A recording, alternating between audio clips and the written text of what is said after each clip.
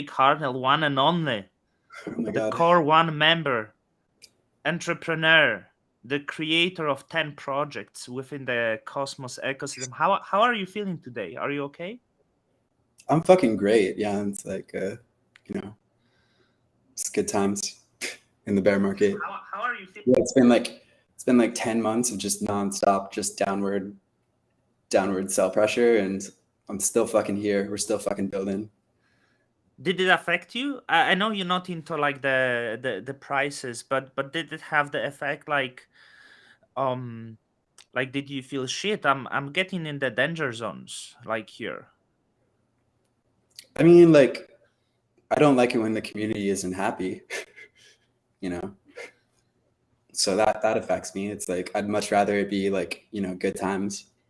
But like I I hopefully, do like, feel. projects are made in the bear market, and like the shit could go on for like another year and not gonna give up anytime soon. I hope it Yeah. doesn't go for another year. That'd be, not my. I To be honest, I do feel our community is quite happy. I didn't feel anything from our communities to be unhappy, so I think that's okay. By the way, if the audio is not okay, let us know. Are you drinking beer every day? Uh, a lot of days. I mean, Yeah. probably most days. But Is it like the day thing or the evening thing for you? Like after the day, you like to have the sip the it's 10, beer and. it's 10 p.m. here, so have to get a little bit lit so that we can make this a really spicy, entertaining talk. I feel so unentertaining today, but I will have few questions, but You mainly do I sound will. a little tired, Don. I'm not gonna lie. Sorry. You do sound a little tired. I'm not gonna lie. Yeah, I'm so easily affected, like by anything, you know. One bad night, and I'm like really bad with everything. Is the beer with the ice? Are you putting ice to the beer? No. No, I mean, like, No, it's just beer. It's like nice guys. beer. Yeah, it's great. Don't know if I asked you this before. Like, let's I think I did, but what was your like major breakdown in crypto? Was it via Ethereum? You were early into Ethereum, or how was your those first steps? That was your big breakdown, actually. Mm, I'd probably say Ethereum, but I was interested in crypto like a long time before that. Like, my graduate school thesis in 2014 was on decentralized content distribution. I think I got my first Bitcoin in like early 2013 or like late 2012. I can't really remember. Um, and yeah, I wrote a paper on Bitcoin in undergrad, and I failed it, which is hilarious. Um, but yeah, I think Ethereum was really when I started getting much more interested because it was like actually possible to build like really interesting applications. So your professors didn't really like your paper on the blockchain, right? They thought it's probably a nonsense what you are doing here. Yeah, they thought it was nonsense, basically. So Yeah. Well, you proved them quite wrong. And you were, did I get it right that you were in the Ethereum ICO, right? Like, no, I just missed it. My friends told me about it. I got in at like $7. So all right. still worked still worked out pretty Yeah. well for me. So In this break between the Ethereum to Cosmos, your transition, was there anything else that you were ever like interested? Like, was there any other protocol after Ethereum that came out and you were like into that and you were actively building? I was trying to build on Ethereum for a while, but it was really difficult. Like Ethereum was very, very slow, even back in, I think it was even worse in 2017, 2016. Like, and it was really expensive to use. And um, I just, yeah, I heard about Cosmos though at a Cal blockchain talk in like 2017 um, from Sunny. Actually, Sunny was giving a talk at Berkeley, and I was just very frustrated, like trying to build stuff on Ethereum and like kind of like the limitations of the network. And he introduced this like concept of IBC and the Internet of Blockchains, and I was like, I had this big light bulb moment, and I was like, holy shit, like that's going to scale. That can scale Mhm. to like, you know, millions or even billions of transactions per second if it gets large enough. Yeah. So, and then the market Re- crashed and I had to get a real job for like a year. That was sad. So you were a developer in the Web 2 for a while when the Yeah, market crashed? I was a Yeah. Web 2 developer for a while. I've been working for basically startups ever since I got out of grad school. So the Yeah. first startup I worked for was like only a couple people. It's still around today, actually. It has a couple million users. It's called Hypothesis. It's like web annotation software. So What was the shittest job you ever had in your adult life? Like really the worst. Not maybe the worst for you because some shitty job people can enjoy, but the from the like social standpoint, the lowest of your life.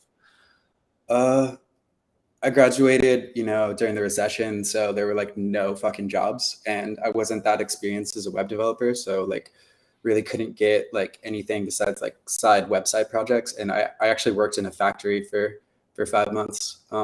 And it made me respect people that work in factories. It's a lot of hard work. It's a lot of fucking standing. You have to like stand for a large amount of shifts, and it's just also mind-numbingly boring. That was like the worst part of it. Is like my job was to like identify a part and then etch a metal number or etch a number into it, like figure out what part it was, and then but that was the hard part. Then I would have to do that for like 1,000 parts, and I would just be like doing the same thing over and over again for hours. Almost went I crazy. I did do factory job as well. Um, I think it would be useful for everyone to do instead of like military because military is not really popular those days. Maybe 2 months of mandatory factory work for every citizen. I think that would be quite useful. And like mandatory customer service work. I also worked as like a bartender for a couple months, and that was an experience. Like just makes you appreciate service workers a lot more. They have to put up with so much shit. Yeah, that's the two similarities we have. I did factory and I did bartending. Um, so I will like sometimes the bartending can be like mind wrecking after the bad night. You know what's the drink of the choice? Your favorite drink? My favorite drink. I mean, I like beer, but you know, I kind of like. I love gin. I think gin is great. Gin is a great drink. Uh, you do gin and tonic, or maybe you mix it with something else, or gin and tonic is like the Gin with like really good gin with ice and like some olives. right. Is there the favorite gin you have? Maybe the brand of the gin. There's a gin they make here in California called St. George's, and St. George's is delicious. So Oh, wow. if you come visit, we'll get you Nice, get nice. some. Yeah, I was in UK. There was a lot of gins, right? So, I kind of like Tanqueray 10, which is like much stronger, which is not ideal, but like I don't even like distinguish the flavor of it, but I kind of like Tanqueray 10. Do you know Tanqueray 10? Or Yeah, it's pretty this? decent. Yeah, yeah. And now I have the cheap drink, cheap gin at home, which is Beefeater, the London dry gin. It's very cheap. I mean it's not the cheapest, but I have it for some evenings. I mean, yeah, it's not the worst. So Yeah, I mean there are worse ones. So um, leaving the alcohol and addictions, um, how like because you know I don't think you were very established person before like now everyone in Cosmos knows Jake Hartnell, right? But I I think guess. it happened because of the Juno and Stargaze, right?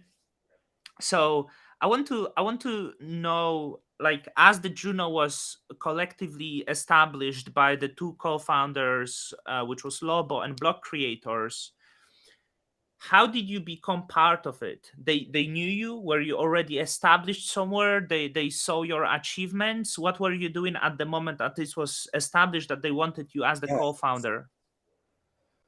Well, they didn't want me as like a co-founder right away. In fact, I kind of just like eased into the project. I never thought it would consume my life like like it has. to be honest, like when I think I just saw a tweet on Twitter about this Juno project that was kicking off. Uh, and we were having like, I was having a lot of frustration at Stargaze of like, we were doing this incentivized test net. It was a ton of work. I was like, I don't really know what I'm doing. I want to like learn more. And so I kind of just like joined this community out of curiosity. I wasn't sure about Lobo and block creators, but I saw that Jack was involved, and I'd watched a lot of videos from Jack, and I was like, so, okay, well, there's at least some like mildly legit person working on this project. And then I just dived into the Discord, and I saw that nothing was happening, and I kind of wanted to like have a chance to play around with Cosmwasm and stuff because we were planning to use that with Stargaze. And yeah, just got the very first like testnet up and running, and I think I was the first person to upload a smart contract on that testnet. Actually, it took 3 attempts, I think, if I remember, to like actually get a working testnet for Juno because it was like very, very early days. And yeah, just kept just kind of doing stuff. I found it was like a great place to like kind of learn and explore some like ideas. And eventually, like, you know, I think it was Wolf who reached out. And he was like, hey, do you want to be on this multi-sig for the project? And I was like, I'm not sure. Like, I can do it if it's like only like sandboxed like 10 hours a week, which is just hilarious in hindsight because it wound up being like, you know, it wound up like consuming my life basically. Yeah. And it was because you were working on Stargaze at the moment, right? Yeah. And I was like very, very Yeah. focused on Stargaze at the moment, Yeah. or at that moment. So it was like, you know, it really was like kind of like a side project for me. But it was a side project that kind of like increasingly like got like a lot of momentum. Like we started like Hack Juno, for example. A lot of projects came out of Hack Juno, including Dao Dao. Like the earliest version of Dao Dao, which wasn't even called Dao Dao, was like just a UI for a multi-sig. And it was something that, you know, I helped a friend in San Francisco kind of like build for the hackathon. Yeah. And I thought this was also a good way to like, you know, there were no Cosmwasm developers really at the time. Terra was on a completely different version of Cosmwasm at the time. They now use like the same, we all use the same version now basically, which is great. But it was a completely different version then. So it was like, I just wanted to like meet more developers. I wanted to like grow a community. I wanted to see like how we could accelerate kind of things a little bit. And then it launched and Juno became like fucking massive overnight. So then October was a really fucking stressful month because we were also racing to launch, you know, Stargaze at the same time. And yeah, it just kept going and going. It spiraled out of control. Yeah, so it's interesting because like I thought they actually approached you, that they knew you, but you just like saw the project, something is being built, and you decided to be engaged into this, which tells you that those who got early engaged, like they actually like, you know, established quite significant roles, right? So and somehow at the end you ended up being actually the leading person for Juno now. Let's not pretend that's like when people hear Juno, I think you like they would view you as the leader. Yeah, it's funny. It's funny how stuff happens, you know. Like Yeah, and I want to learn a little bit because, you know, I have a little bit of the background, and sorry for rewinding this to the beginning.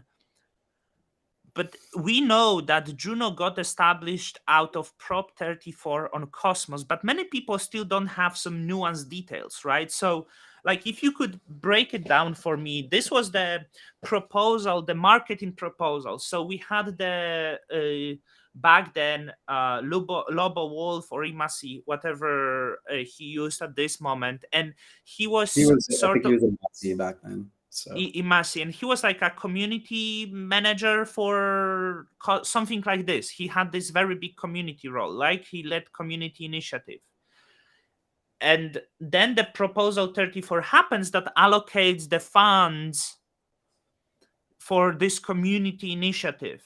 And I want to understand, like, how out of this the Juno spin off? What was the ideology there behind? Because I give you my theory of breakdown. There, I feel there was the dissatisfaction of the certain Cosmos community members that Cosmos is led by those big institutions, right? So it's kind of difficult to do anything. But also, I'm interested, how is it possible that the funds that were allocated from the Cosmos Hub led to the spin-off of the independent chain, right? Like, so I want to, if you know some backstory from Wolf, maybe I'd like to learn about this.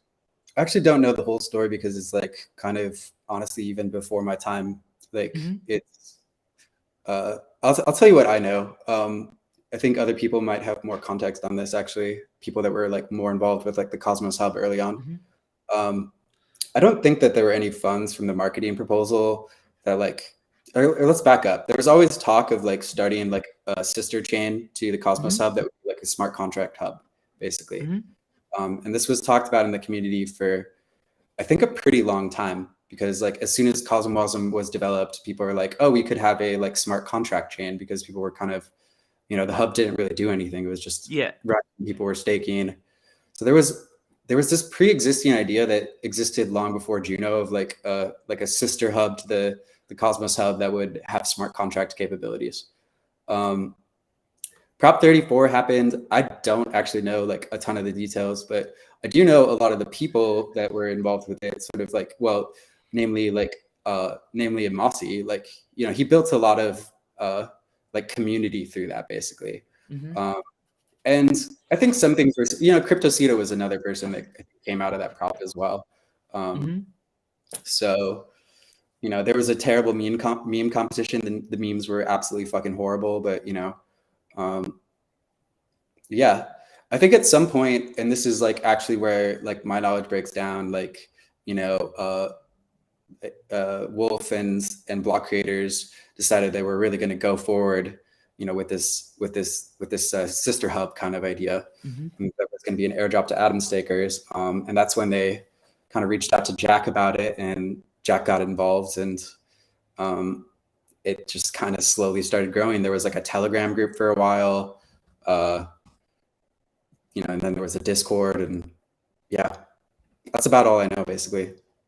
Yeah, because like I was always surprised how big Juno is, and is it because the Imasi had this like big community following already there on the hub, and like he brought this community to Juno? Yeah, I think that that's part of it, but I also think it's like timing when launching. Like the earlier projects, like back when IBC first became live, were really, really exciting. And like, even if you just list them off today, like everyone knows Osmosis, right? Like that was like kind of like the OG like airdrop project. Juno was like the second airdrop. And so like there were a lot of like subsequent airdrops, but they weren't as like kind of big. Eventually there was a time when there were just like so many airdrops, and like none of them really mattered. Like, yeah, some of those chains are even dead today. Stargaze was another one of the early like kind of like IBC chains. And so I think a lot of it was just like really big airdrop in terms of like percentages, and then like just basically perfect timing. Like, yeah, and then also the fact that, you know, because like Imasi was just such a big community member in Atom, like doing a lot of, you know, like the marketing stuff and like Prop 34 and stuff, like he had a huge audience, you know, that he was able to tell about the network. And those kind of were like the early, like, you know, Juno users. yeah. I'm trying to think now. Juno could be the largest airdrop at the time ever, when it comes to the how price later fluctuated, right? Because the 50% of the supply that was essentially airdropped turned into over $1 billion in value. Like actually, even the Blue airdrop wasn't that big. At the but it's of course like depending of the for the price adjustment, right? It was like we don't do the price speculating here. I'm gonna ask you this, so probably some would like to block creators is that I think Imasi Lobo is not as like I think you could find some picture of Lobo. He's almost the Anon, right? Not many, like he's very in the shadows, but there is one Anon block creators. Theory, who could it be? I know some people. I'm quite confident Jack Zampolin would know it. I don't, but I don't like think Jack does not know who block creators is. all I right. think we all have our suspicions, but like don't know for sure. Like I honestly Right. don't know. What was your suspicions, or you don't want to share that? I'd rather not share because I don't actually know, and I don't want to like cast suspicion on someone. Mm-hmm. You know, it's like accusing someone of a crime. Yeah, I get that. Yeah, I understand. Um, Regarding the airdrops, now we had few airdrops. We had Osmosis, we had Juno, and Stargaze. I don't think there were any other significant airdrops. Well, Neta was really huge one.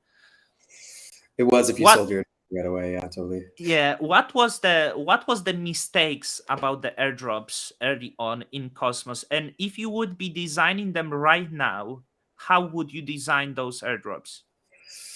I think the mistakes of the airdrops early on were that we just didn't have enough data. Like Mm-hmm. there were no good like indexes of and this is why the whale thing happened, is like we didn't actually have really good data about the chain and about like relationships between accounts, for example. Mm-hmm. Um, and like there was actually like similar problems with the osmosis and the Juno airdrops were quite similar. Uh, the Stargaze airdrop we did, you know, it was quite different, you know. And so that one seems to be like kind of okay. Um, I think airdrops are just really hard though, especially now, because I think one thing people have to keep in mind is like everyone is starting to arrange their accounts in hopes of maximizing their airdrop potential. So you have people that are just putting like, you know, 10 atom, 10 atom, 10 atom in like each account, like hoping to like, you know, Mm-hmm. like maximize airdrop potential. And then it makes it harder to do quality airdrops. Yeah. I think airdrops, the way we did them in the earliest days of Cosmos, are not good. And I say that from experience of like uh, the idea of just like dropping to stakers. Like I think that's okay if you do it like a small percentage, but I think the more interesting thing these days is like sort of targeted airdrops. So like one of the things I'm advising like projects on Juno is like launch your project on Juno, like get some product market fit, and then observe who the users are, who are your super fans. You know, if you're like, for example, if you're doing like an NFT, like, you know, trading or liquidity kind of thing, or a lending protocol or whatever it is, whoever those early users are, the people that actually use your protocol, they actually put in like liquidity, they actually like do transactions, like those are much better to like target with airdrops than just like, Mm-hmm. you know, like random stakers. I mean, you could definitely do random stakers as well, but it's very much a like a spray and pray. And I would not advise teams to like drop like 50% to like to just I like Yeah, I agree, because in Cosmos we are not doing targeted airdrops at all, right? So when you look at the whether Big Blue here, airdrop, this is another way that Ethereum is kind of leading the game. So Ethereum has been yeah, like much more on the whole targeted airdrop kind of thing. yeah, Uh, I think that that's the future. You know, I think that, you know, like it was definitely good times, you know, in the good old days where, you know, osmosis, Juno, like, but you know, there were mistakes with those airdrops, you know, and like I think it's probably even worse now, to be honest. I don't think you couldn't implement anything like a whale cap or just like um you know, you could, it's just really hard. I think the future is, and maybe you might like, if you're a project, you might like just do like, you know, 10% to stakers or whatever. But I really think that targeted airdrops are the future, and that's what Ethereum does. And I think they're also a lot more effective too, because at the end of the day, you want people that actually fucking use your protocol and not just like turn around and sell it and dump it. That's another thing we have to keep in mind, is like we're not in the bull market anymore. It's like, you know, bear market time, and so you want to like kind of reward your super fans as opposed to just like, hey everybody, yeah, here's an airdrop, because like basically everyone's just trying to recoup losses right now, and like chances are they're gonna like just turn around and sell it, which is not like, I don't blame them. It's just, I think that's the reality of, you know, what will happen. So I think yeah, my projects is just like do targeted airdrops. You know, if you're doing like a DeFi protocol, like look at the LP providers of other DeFi protocols, you know, instead mhm, of just doing like, oh, every Atom staker, every like, you know, Juno staker, like look at the people that are actually like LP providers on Wind, or like staking Wind, or like, yeah, you know, participating in Stride, or actually doing like, providing LPs on osmosis or whatever, that's probably a richer data set of like people that are actually engaged versus like, passive stakers. Because even if you look at the old airdrop like Uniswap, right? The airdrop was essentially to the users of the platform. That But it's airdrop was so fucking sick. I really needed that airdrop super bad. I was really fucking hurting for cash. how And much you got? like $20,000 for just using Wow. it a couple of times. Like that was a lifesaver. And I think that's when I was Sick. just, yeah, crypto is the future. I was so stupid because I was so green. So I bought my atoms like early 2020, and in summer of 2020, my friend is telling me about Uniswap, about using the Uniswap. There's a lot of gems, and I'm like, I was like, it looks like a scam. I'm scared of connecting wallet and shit. I had MetaMask, and like I was scared. And he was actually talking to me about Hex, which Well, did like probably and actually like, and it was the bottom, like absolute bottom. He later abandoned it, and we all learned it was like bad. Like it's still doing absolutely fucking amazing. Like, but like just the price. But I was not using Uniswap, but like it was like the fantastic time, and it was the first. And he got later the Uni airdrop. Um, not as much. I didn't, but I do wish I would be on the forefront then. Because when you green, you literally scared to use those protocols, and I feel it was difficult to do it with Uniswap because, sorry, with Osmosis, because in Osmosis you use the main token to do liquidity, right? Which Uni was based of Ethereum. So Okay, I found this on the web for yes, osmosis. sorry. And so how you could play it with Osmosis, right? You would have to create only atom pools and then see who is active, and maybe then based on that do the Osmosis airdrop.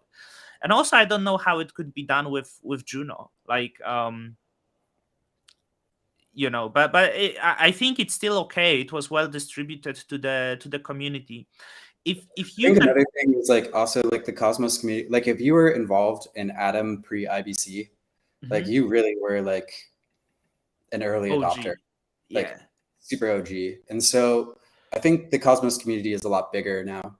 But like, yeah, So many new people. so many new I people.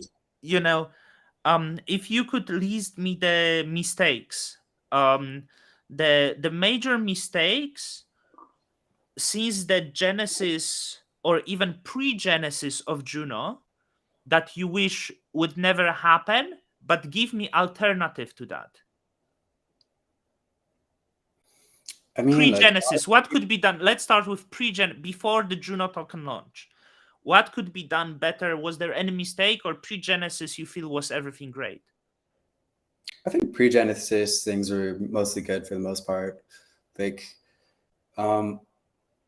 I think I mean, we don't get an opportunity to like do things over. I do wish that we had like more analysis of like Mhm. the airdrop, for example, um, just so we could have avoided like problems that Mhm. everyone knows about. But like hindsight's 2020, like, and we just didn't know at the time. So, and there weren't really good. We have a lot better data tools now for Cosmos. So there's like I think Numio or whatever, and there's like we have much better block explorers. We just have much better Mhm. tools for like Yeah. combing through the data. And I just hindsight's 2020 though. We can't change the past. So yeah, I mean, obviously, I wish that like we had like had better understanding of the airdrop and more analytics to like make it better. But whatever. And then the Juno launches, the token distribution happens, and you see that there is one wallet converting Juno and moving to one wallet 2.5 million Juno, and I assume there is meeting of core one members right away. What you talk about? I mean, like it was obviously not good. I mean, they delegated it all to one validator as well. That was that Was it? was it was Sentinel. It was all delegated to Sentinel. I was like, oh great. This Oh, I is thought like, they distributed. well, no, they distributed after there was like, like Prop 4 and like a bunch of other pressure. And I think some people reached out and then they actually distributed to a bunch of different Yeah. validators. Did you? But like we were just like not ready to like really deal with the problem. We were just like, Yeah. oh fuck, we just launched. Fuck, Just like,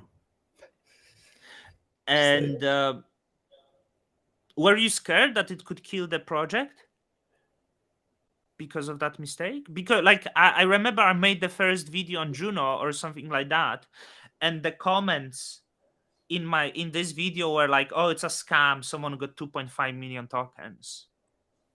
yeah, I mean, it could have killed the project for sure. Yeah. I think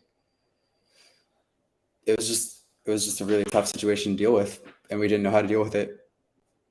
Yeah. But I, they redelegated the tokens, and that like kind of kicked the can down the road until Prop 16. I think we could have done a better job of addressing the situation, but it really needs to be thought through a lot more. yeah. Like, Uh, it's really complicated. let's just like quickly address there is the smart contract that holds like around 3 million Juno, right? It's in relation to the Prop 16. It doesn't seem that the party in question, which is the Takumi, is interested in these tokens. It seemed like reasonable solution.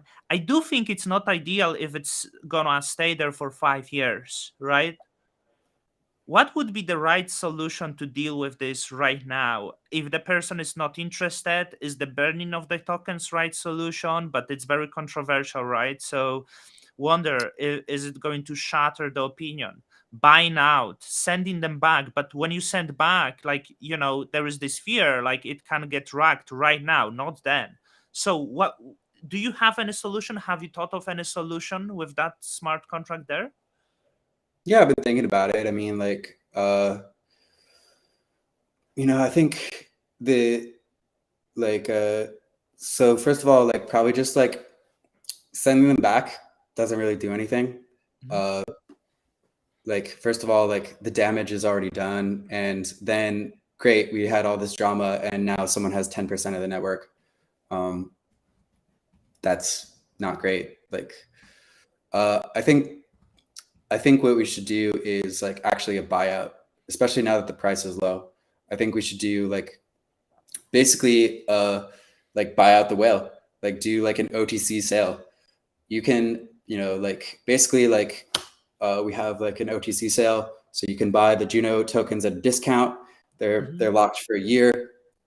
They gradually vest after that, and then the USDC proceeds or whatever it is goes directly to Takumi. And Yeah, then I will. the like buy back in. That's his prerogative, or maybe he distributes it to like those Japanese customers of his Ponzi scheme. Yeah, We'll see what it is like. I wonder how you can do such OTC, right? Would the price be I would at probably just little do it lower, contract. Yeah, it would be a bit lower. Yeah, I'd probably just bit use like lower, like and 25% discount or whatever. But it's probably like and I think we could like if vested, right? So if you buy it, it's actually vested yeah, to exactly. I mean, you yeah, don't just like give it at a discount, to like and to dump on the let people market. like Yeah, instantly dump it. No, like yeah. it's just like it's a long-term thing. Would there be interest? Would you assume there would be the retail interested on buying these tokens, or rather investors? And if investors, would they not be afraid that these tokens are quite controversial here and they would be afraid of legal consequences or anything like that? I think there's some investors that would probably apply for, but Mhm. there's many types of investors out there, and it's like some of them might not care. Yeah, I understand. Was there any moment in the past year that you feared that Juno is over? Mm, like I think you have to ask the question of like, what is Juno? Like, Mhm. is Juno like Dao Dao and like a lot of the developers that are building projects on it? Like, guess what? If Juno dies, we're gonna like start a new project and Mhm. like just like restart over with better terms. Juno can't die. Like it's like if you think of it as the community, I think it's kind of the same way where it's Mhm. like yeah, you know, you could send the price to like 0, but like you're still gonna have like people working on shit. Like This is what I want to know, because and many honestly, like people. I Mhm. didn't really worry about it. Like also like a lot of the price action, it's like Juno has the same chart as like basically every coin in the Cosmos. Like look at stars, look at osmosis liquidity, and then look at the Juno price chart, and it's like fucking exactly the same chart. Like the amount of like liquidity and osmosis and like the Juno price, like Yeah. you know. This is what I wanted to know, because my when I speak to people, when I speak to people we know, and it's like, no, Juno will not survive, like simply they don't have money, right? But so there is this was my concern. Yeah, like what if Juno go to 10 cents, right? Like let's as like, I know bad talk about the price, but many people would think, hey, if Juno goes to 10 cents, no one is interested in this. There is maybe no developers to pay money, and chain dies. Is it, it would be fair statement, or there are builders that actually would continue despite that, and trying to revive the chain and actually bring utility, bring the applications, something like this? Because I learned recently that Reese was hired, right? Reese is the core developer of Juno, but he's actually paid, I believe, by you, right? It's not right. We all have to make sacrifices in order to like push things forward. And you know, we're actually like moving forward with like vested dev grants and things like that. Um, I, I don't know exactly what kind of point you're getting at, but I want to make my own counterpoint, which is like Juno is not fucking dead. Everyone's just super like, we get more criticism than every other like project in the Cosmos, and meanwhile we have more fucking daily active users. Go on Map of Zones right now, look at fucking daily active users. We're number 3 today. Like Yeah. Well, you have all I these VC funded projects like Injective and all these other people, and they're just still like, you know, everyone's like, Juno's dead, Juno's dead. Is Juno dead? Is Juno dead? You know, it's just kind of become a meme.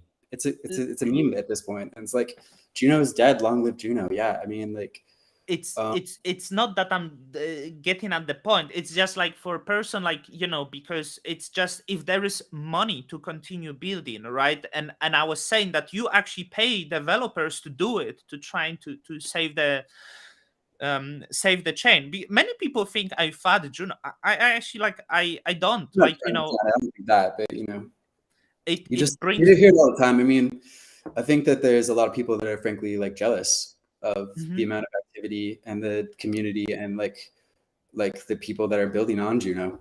Like Yeah.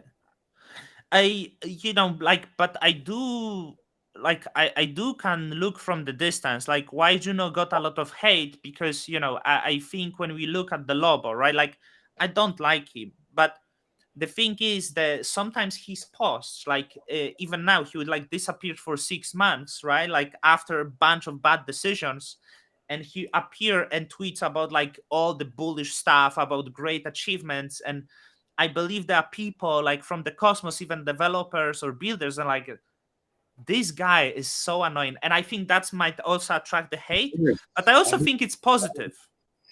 yeah, like it's like Juno's a community. There's gonna be some Yeah. people in the community that you really don't like, and there's gonna be some people in the community that are great. Yeah. I don't know, like people Yeah. just need to know shit. Like everyone in Terra like forgave Do Kwon, and like people literally committed suicide. Yeah. Way worse. Yeah. Yeah. That's crazy. I think, You know, dude, everyone like is really fast to critique Juno, but it's like oftentimes like but there was their some. projects are actually way worse. You know, it's like The crypto is such a weird shit. Actually, something happened in Juno before, close to a year ago, I think. There was one guy, after the price was deeping, he posted like the handful of pills on the Juno Discord, and said goodbye to everyone. But he said it's not because of the price, but he's terminally ill or something. Like, I don't want to. I think Max removed that, but there was one day like very weird vibe, right? Like it's just crypto is crazy, really. But yeah, Luna literally destroyed people's lives, and that's what I'm saying. Those big head characters like Do Kwon, right? They attract a lot of hate, but it somehow also builds a very strong community. So Juno has this strong community. Luna even stronger community, right? So there is like also positive, and I think that could make the chains um, prevail in the future. I mean, I think community is really all that matters. And like Yeah. we've been doing what we have to as a community to survive and not give up on our values. Like, listen, like we could raise VC money if we want to. I have constantly people like offering like, hey Jake, start a VC project and give us like 30%. We'll help like raise a couple $100 million for it. And like, we could probably even like do that with like Juno, but it's anti-Juno culture. And Yeah. like we're gonna just keep doing it like our fucking way. And I think we're going to make it work. We are. Like, community treasury is really healthy. We're working on new ways to get more liquidity. It's not necessarily the lack of funds. It's really the liquidity that is the only issue. It's just like when, we can fund devs, especially with like vested contracts and stuff. But, if we have, for example, market makers on centralized exchanges and people can like actually like cash out a large amount of Juno without crashing the price on osmosis, that's really the like that's all it will really take for us to get to the next level. Like yeah, how you build liquidity now? Because I know Juno is on Kraken, right? But there is not much liquidity. Did you guys discuss you have the to plan? work with like things like market makers, for example. Market makers. Is there plans like this? Is there maybe, did you guys were thinking, I know some people is against that. I believe some people on Core One were even against that. I wonder if you core members discussing about this. I think most people on Core One are like pro this kind of ideas. I think most of the people in the community are going to be pro these kind of ideas. In fact, we have a big write-up that's coming soon for Juno Evolution. We want to tell the story of what the future of Juno is, because we've just been like nonstop responding to people's criticism, and we want to actually tell like our vision for the future. And part of that is how we're going to bring more liquidity, how exactly we're going to make deals with market makers and centralized exchanges that will allow for high volume trading of Juno, so that like, I think everyone can see how that's good. But there's more. Do you want to hear about it? Yeah, like this, like talk about all the old stuff in the past. No, this was just the introduction. I know. I'm already, like, to be honest, I don't really care about those Prop 16 anymore, right? Like I think the things that happened, it made the chain more fun, and it made the when I see shit show, it evolves and creates the culture, the chaos. It makes the things more beautiful, to be honest. So people still tagging me and they think I hate Juno or something like this, which is like I think they're just Lobo fanboys, to be honest, because that's not the case. I don't even care about Lobo that much when personally. But I want to know how you now. Juno doesn't have US dollars, right? Juno has tokens. So how you make a deal with market maker? You loan them from community pool, like, I don't know, 5 million Juno, right? Is there the plan? Is there agreement? Do you think this proposal will go on chain? Did you already smoke with market maker? Yeah, it has to go on chain, because if it doesn't go on chain, everyone's going to be like, hey, that large amount of Juno just moved to like some address. Like, what the fuck is going on? Yeah. It's like, so, it has to, we basically just, but I think the community wants this. They want these kind of things, and we'll make really clear proposals for like how it's going to happen and be really transparent about everything. But if you're a Juno holder, like, do you want more liquidity for the token? Do you want like listings on like big exchanges? Yeah, like you probably do. Like, did you speak with some market makers? Did you speak maybe with some exchanges? I want to know. And if yes, is there some time frame? Done. Have you ever heard of NDAs? That's I don't know anything like this. I never been to San Francisco, and I never did real business in my life, so I don't know anything about those. Made a deal with a market maker, like, yeah, like Yeah. I can't really talk about it, but you know, But take can you say if such proposal will happen on chain, maybe to allocate in the next few months? I think that's realistic. I want this to happen like as soon as Yeah. possible, but Yeah. Someone was asking before how you see the future of Juno next 5 to 10 years, and to be honest, the 5 to 10 years is so ridiculous. I want to know how you see Juno in the 2023. What's going to happen? I think 2023 is going to be a transformational year for Juno. We are going to become, the incubator for the Interchain, and we're going to really live up to that vision. And there's like a couple of really exciting things that we're working on that will help us fully live up to that. And I think we can spin out way more projects than ICS consumer chains, for example. So like how it's going to work is we've got mesh security. Mesh security is actually, I think a lot of people aren't aware that like Juno is co-developing mesh security. Go look at the CosmWasm repo. Artemix and myself have like a very large number of commits on it. In fact, like maybe like the most commits. I have to like check. So like, and we also have Zeke, Zeke the genius from Dao Dao. Like we have our best people like working on mesh security. So we're like actually a really big driver of mesh security. And mesh security is really, really important for Juno because it allows us to really live up to the incubator for the Interchain vision. You launch a project on Juno, you find product market fit with one of the most engaged communities of degens out there. And then you launch your own L1 and secure it with mesh security. People are always asking like, oh, you're the incubator for the Interchain. How are you going to like provide value for Juno stakers if people just go and launch their own L1? Well, that is how. It's with mesh security. It allows for people to like, it allows for us, frankly, to like create like mutually beneficial economic incentives. Like, and that's how we move forward as an ecosystem. And it's something that like the cosmos has kind of lacked. We're all like kind of living in our little silos. What we need is like the ability to create, like more collaboration, alliances, if you will. Like, Yeah. So I want to learn a little bit about the mesh because I'm not so bullish on the security models, and that includes interchain security. I know it's security is really important, but let me. I was thinking of Stargaze, right? I think, yeah, okay, right. Let's talk about that. Sana is very bullish on mesh security. You are very bullish on mesh security. But like I was thinking of example of Stargaze, right? When there is the big number of tokens controlled by the founders, that also includes you, by the dev treasury. Essentially, the hostile takeover of the chain based on the token number would be impossible. Hence, I don't see the value proposed by the mesh security, but I see the value proposed by the Babylon, for example. So, to be honest, I don't even see the value. I mean, like Juno was one of the first chains to like integrate with Babylon, and we're going to continue to do so.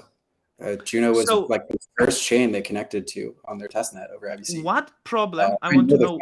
Babylon, like we're going to be working with them as well. To me, I think economic security is a real security like issue, but to me, I'm like actually more interested in mesh as like an economic coordination mechanism. Like the value of mesh is that we can kind of create actually more collaboration between like sovereign chains. In my view, you launch your own L1, the Dawn chain, and you can cross stake your Dawn tokens to secure Juno, and Juno users can cross stake their Juno users to secure Dawn chain. And then there's like this seamless flow of economic value. That means the Juno users are aligned with the success of Dawn chain and vice versa. And that's how we kind of create, I think, for example, that like with Stargaze Outposts, like Stargaze is going to be the #1 marketplace for NFTs on Juno. Like,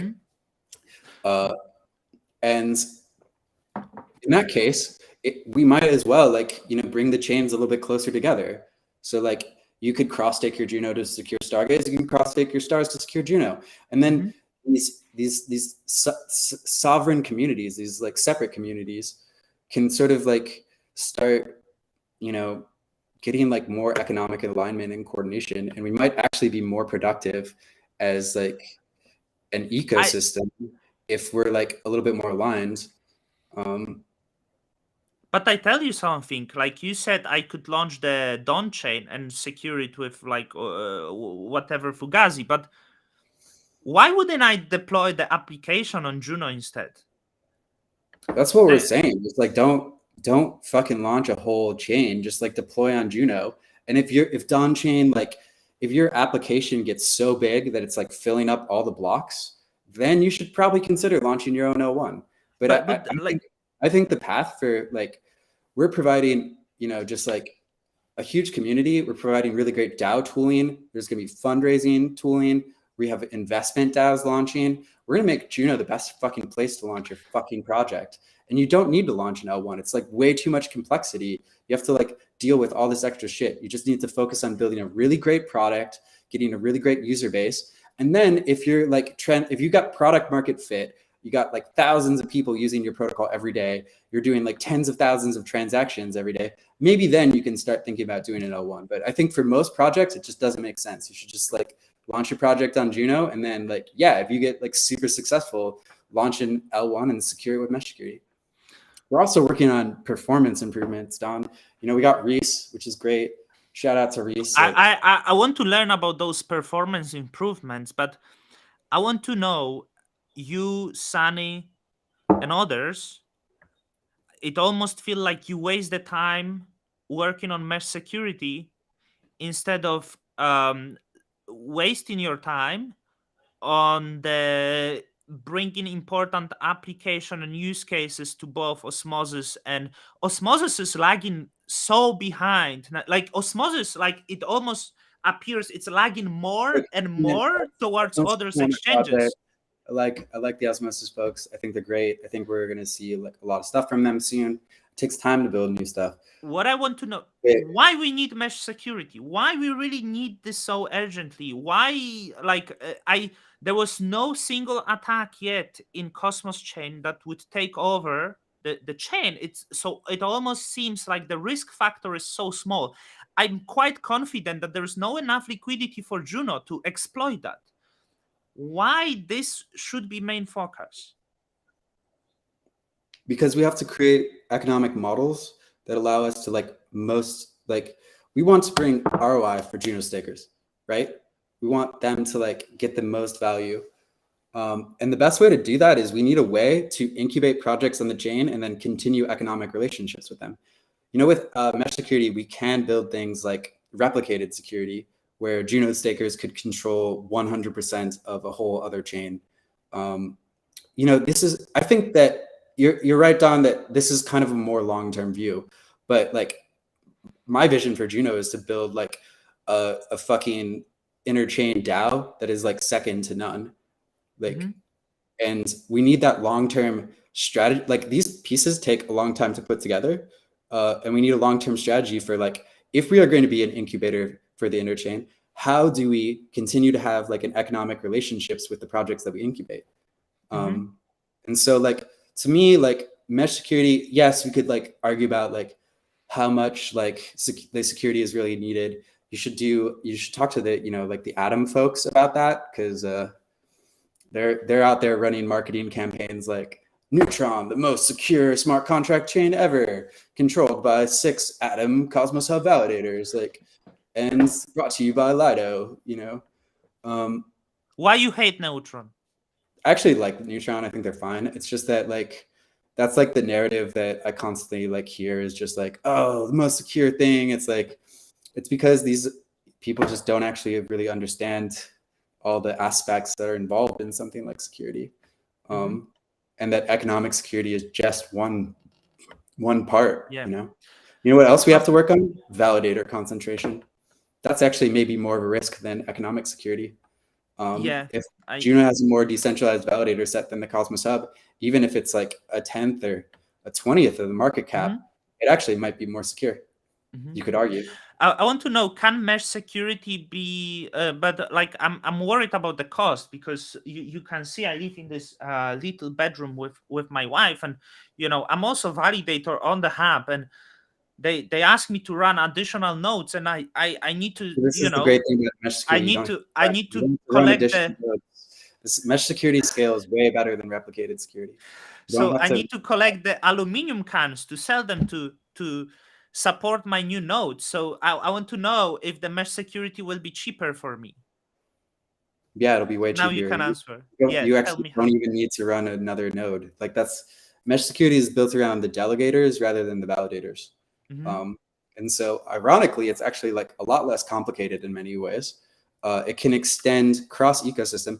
You know, I think also in terms of long-term vision, I, I view a world where like we have an interchain that is not just Cosmos SDK chains, that we have the composable finance. If, you know, if they, you know, we have a, you know, like there's an Avalanche project that, you know, I'm talking with, like, that Near is like, you know, super, I mean, Near just needs fucking anything to happen. And so they're like, yeah, the interchain narrative, that sounds great. But, you know, they're welcome to join. And it's like, you know, I've been talking with a lot of projects that like are bringing like IBC to Ethereum. And so like, we need to like build an architecture that's not just like centered around the Cosmos SDK, because the interchain is going to be bigger than that. And I want Juno to be like we're going to be the first people to like sacrifice like the holy cows or whatever. Mhm. You know, we have to just do what's best for the interchain. Like I'm long interchain. Cosmos SDK is great. I'm thankful for everything it's done and brought, but like we need to think bigger. Security is Think bigger. bigger. Like, mesh Think security bigger. can, I love this sentence. mesh security is bigger than just Cosmos. It's like it has the potential to expand to Polkadot. It has potential to like expand to things like Ethereum, so we can integrate things like EigenLayer. And what that means But is that like you know what Soy is saying? You sacrifice yield for security. Less yield means lower token price, which means less security. So it all cancels itself this out. is a protectionist way of thinking about it, and I would understand why Soy is making these points. He's like a, you know, marketing manager for, you know, competing security models, but in return, it's not just like you're sacrificing yield. Yeah, you might be sacrificing some Juno yield for mesh security, but you're also getting a lot in return. Remember, when you cross stake your Juno, you're going to be getting Osmo. You're going to be getting hopefully Stargaze. You know, I talked with the Evmos team. They're like, we want to join the mesh. Like, you know, Axelar, Cosmos Hub. You're going to be earning this basket of tokens. You know, and it's going to be, yeah, sure. There might be like, you know, like 10% reduction like in like, I mean, there's going to be some reduction in like your APR, but you're also like earning all this other stuff too. Like, In defense of Soy, you said he's marketing I as the fucking love Soy, by the competing. way. He's great. I want to say he was very bearish on interchain security and he had a lot of concerns. So it's not necessarily that he's preaching the interchain security model like fully, but I do think he's some of his concerns are rational. I don't always agree with Soy, you know. So it's not that he knows everything, but Yeah, he if gets Soy's valid point listening, very you know, often. I fucking love Soy. He's great.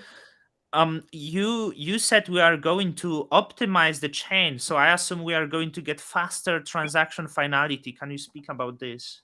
Yep. So, you know, like Say has been doing a lot of work to, you know, get, you know, block times that are like 500 milliseconds, 500 Mhm. milliseconds finality, getting transactions per second way up. We can use a lot of the same tricks. You know, there's trade-offs. I'm not sure we're gonna. I don't much. Honestly, I think we can get block time down to like 2 seconds or 1.5 seconds. That's great.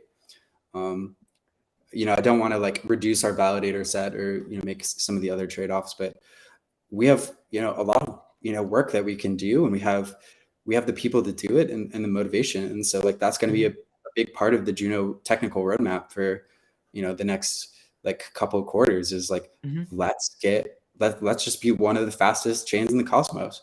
You know what the great thing about not being a replicated security chain is that it gives us full room to experiment. Like we can literally like if we wanted to, we could probably be a lot of work, but we could potentially like swap out like Tendermint for like Narwhal and Bullshark and just like have like 100,000 transactions per second. I'm not committed to that, But there's like a lot that we can do, even just working with like the latest versions of Cosmos SDK 47, Comet BFT.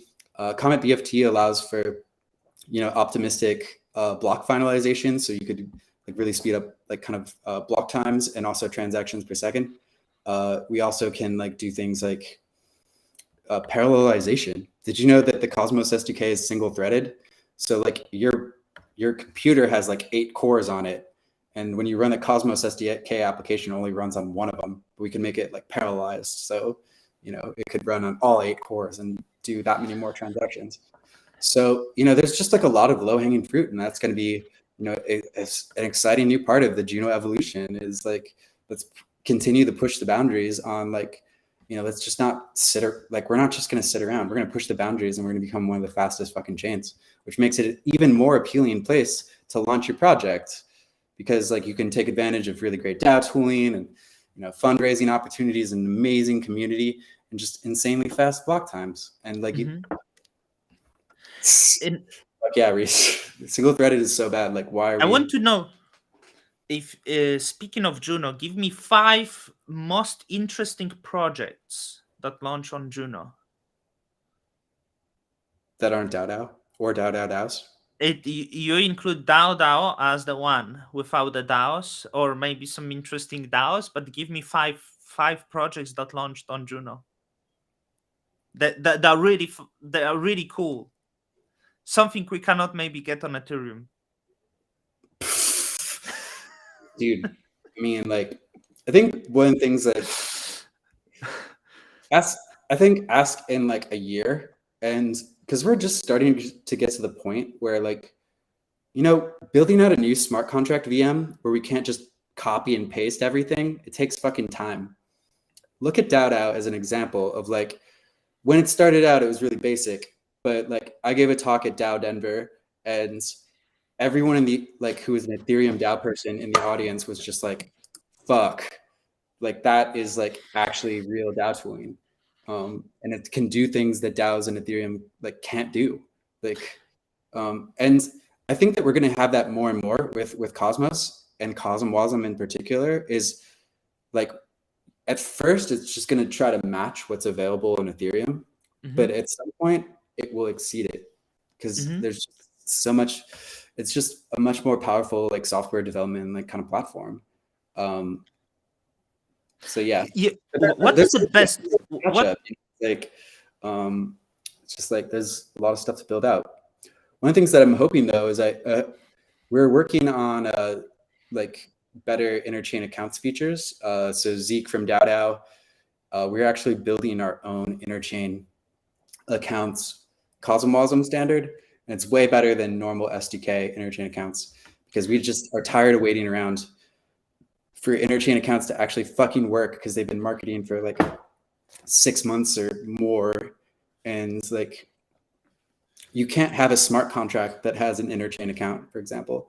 You can't get callbacks. So if I do something in DeFi on another chain, I don't get any confirmation that it was successful. Like that, you can't build fucking interchain DeFi protocols out of that. So, you know, we have this amazing new interchain account toolkit. It'll work with like all the CosmWasm chains, but like that's a good enough portion. I'm sure the Cosmos SDK will eventually get up to speed and have a working implementation of interchain accounts, but because I know Neutron works on that, right? Neutron works on interchain accounts. I actually think Jack Zampolin is involved into this. So why is he, as the co-founder of Juno, trying to compete with Juno? Right? Like he should. Jack is Jack. He does a lot of stuff. Jack thinks about the interchain and not just one particular project. Yeah. So what I want to know, like we have Dao Dao, like what's the best DAO tool on Ethereum that you ever used? I think it depends on like your criteria. I really like Moloch DAO. I think Moloch DAO is really interesting. We actually have some. How is it called? Moloch DAO. It's kind of legendary. How you spell it?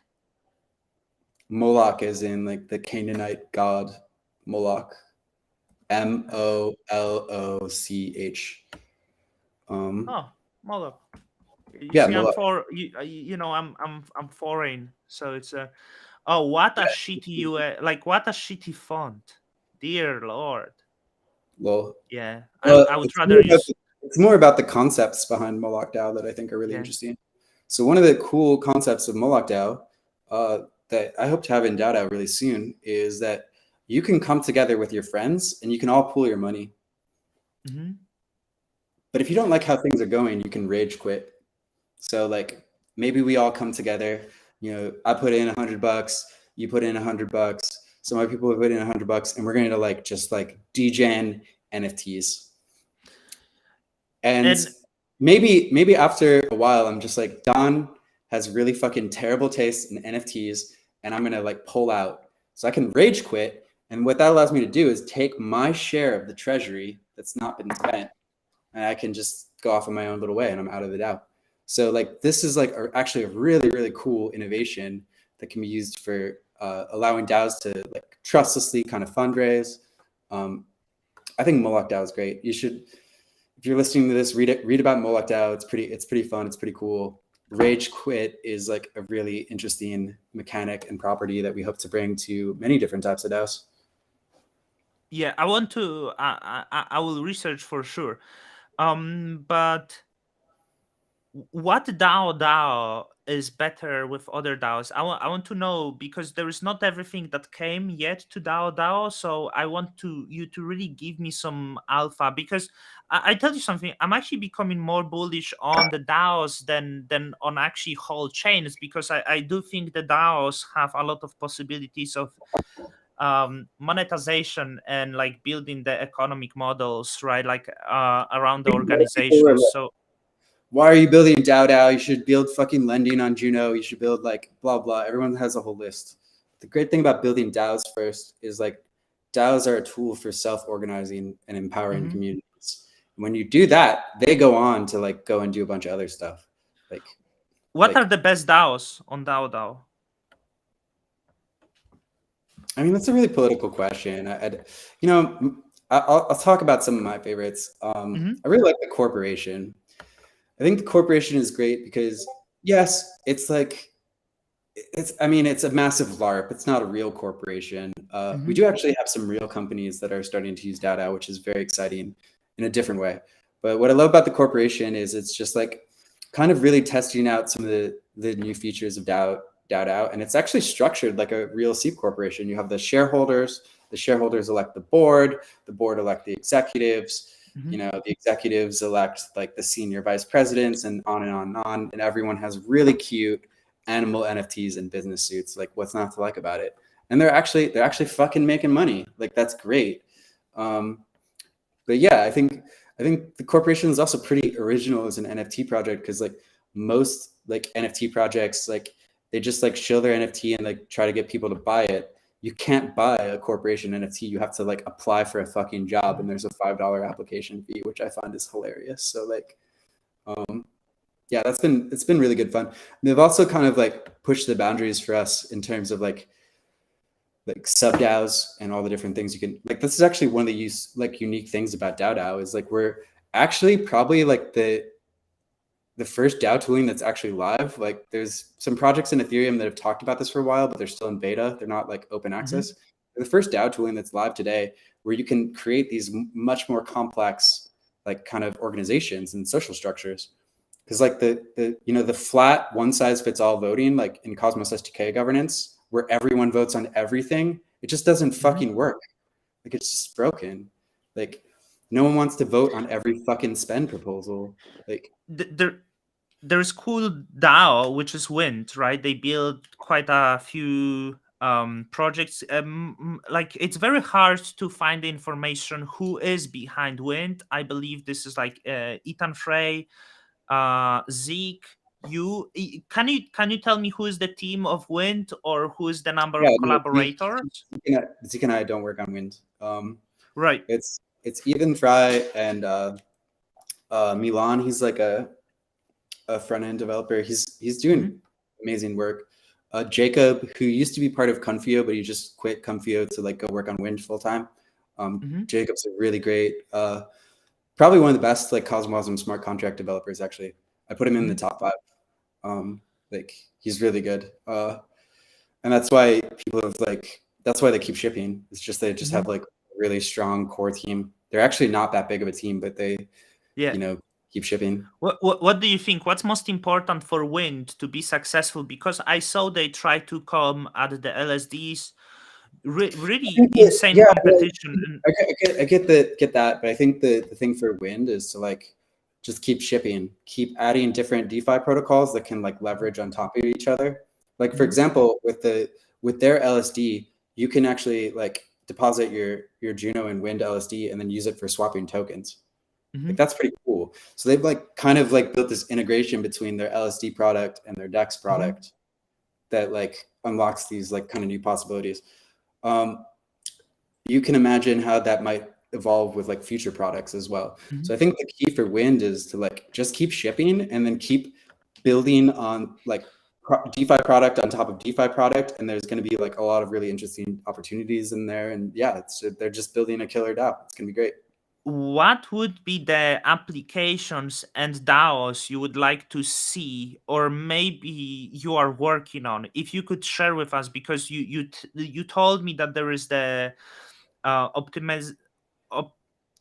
optimization of the chain, but is there anything that you are working on in the Juno or Dao Dao that you will bring and people will really enjoy using? So I think there is, and it's kind of a crossover of both. We're going to replace, Cosmos SDK governance, the XGov module, with Dao Dao. How you are going to do it, and like is the Cosmos Hub will be able to use that? I want to know how this governance model, if you can break it down in easy and understandable way, how Dao Dao will have you been like following like normal Cosmos governance discussions? Everyone's really frustrated. There's all these like fucking annoying spam props. There's all these annoying spend proposals. There's no mechanisms for like, if you look at Prop 95, I think it's like a good idea in spirit, but there's like no actual accountability there. There's no ways that like the communities can like actually do things like instantiate smart contracts or vesting contracts in a meaningful way.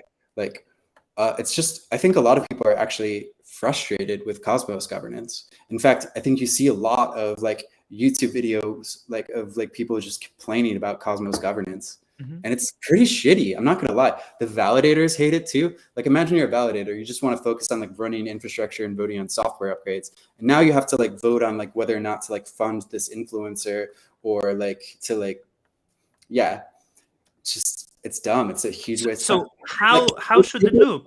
Like take Stargaze, and we're like spending all our fucking energy. Like we're wasting all this fucking energy that could be going better towards like development of actual features, arguing about like what a fee should be.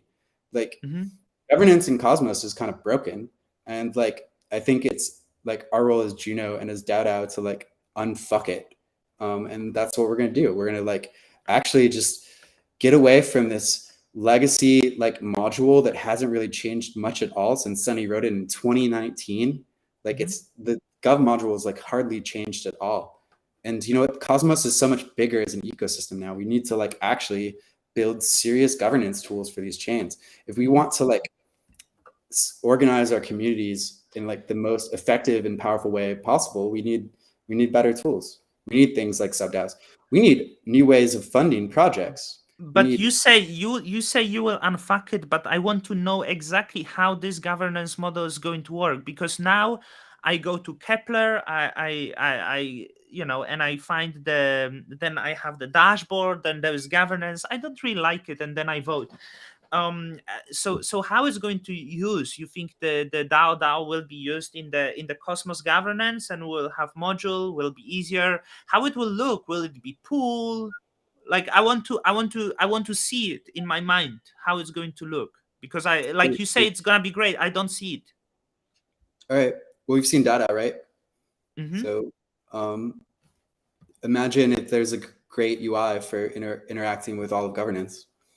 And if you've seen how like subDAOs work in Dao Dao, you should be able to like go to like top level Juno governance and then have an easy page that allows you to see all the different like sub DAOs that are happening. Mhm. If you want to make a proposal, for example, should you have to know how to install the command line and, you know, do all that crazy stuff?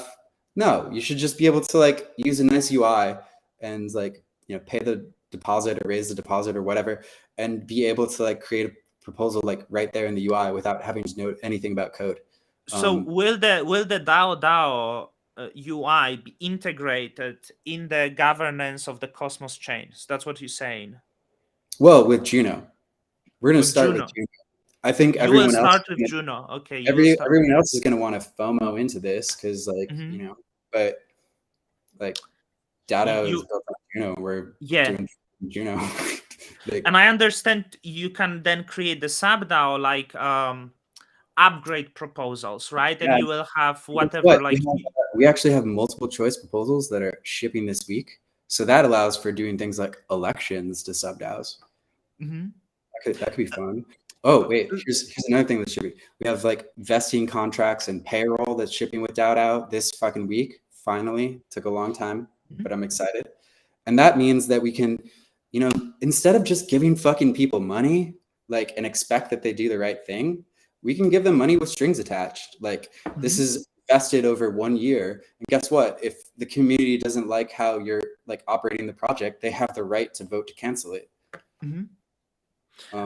Yeah, we need that. And you know, I would like to see something like as I said, the you know, the upgrade proposals should be just the sub DAO. Like it's annoying that people vote on Oh, I like think we're gonna keep those as is and the like normal Cosmos right. like governance, and because that's what validators are used to. Mhm. But like all the stuff around community pool, should we like do these like incentives, or should we like fund this influencer, or should we like, you know, Mhm. I also want to unlock things like DAO owned liquidity. It came to my notice recently that with the Cosmos Gov module, you cannot instantiate a contract and fund it at the same time, or you can't send funds to a smart contract in the same message. It's really dumb technical limitation.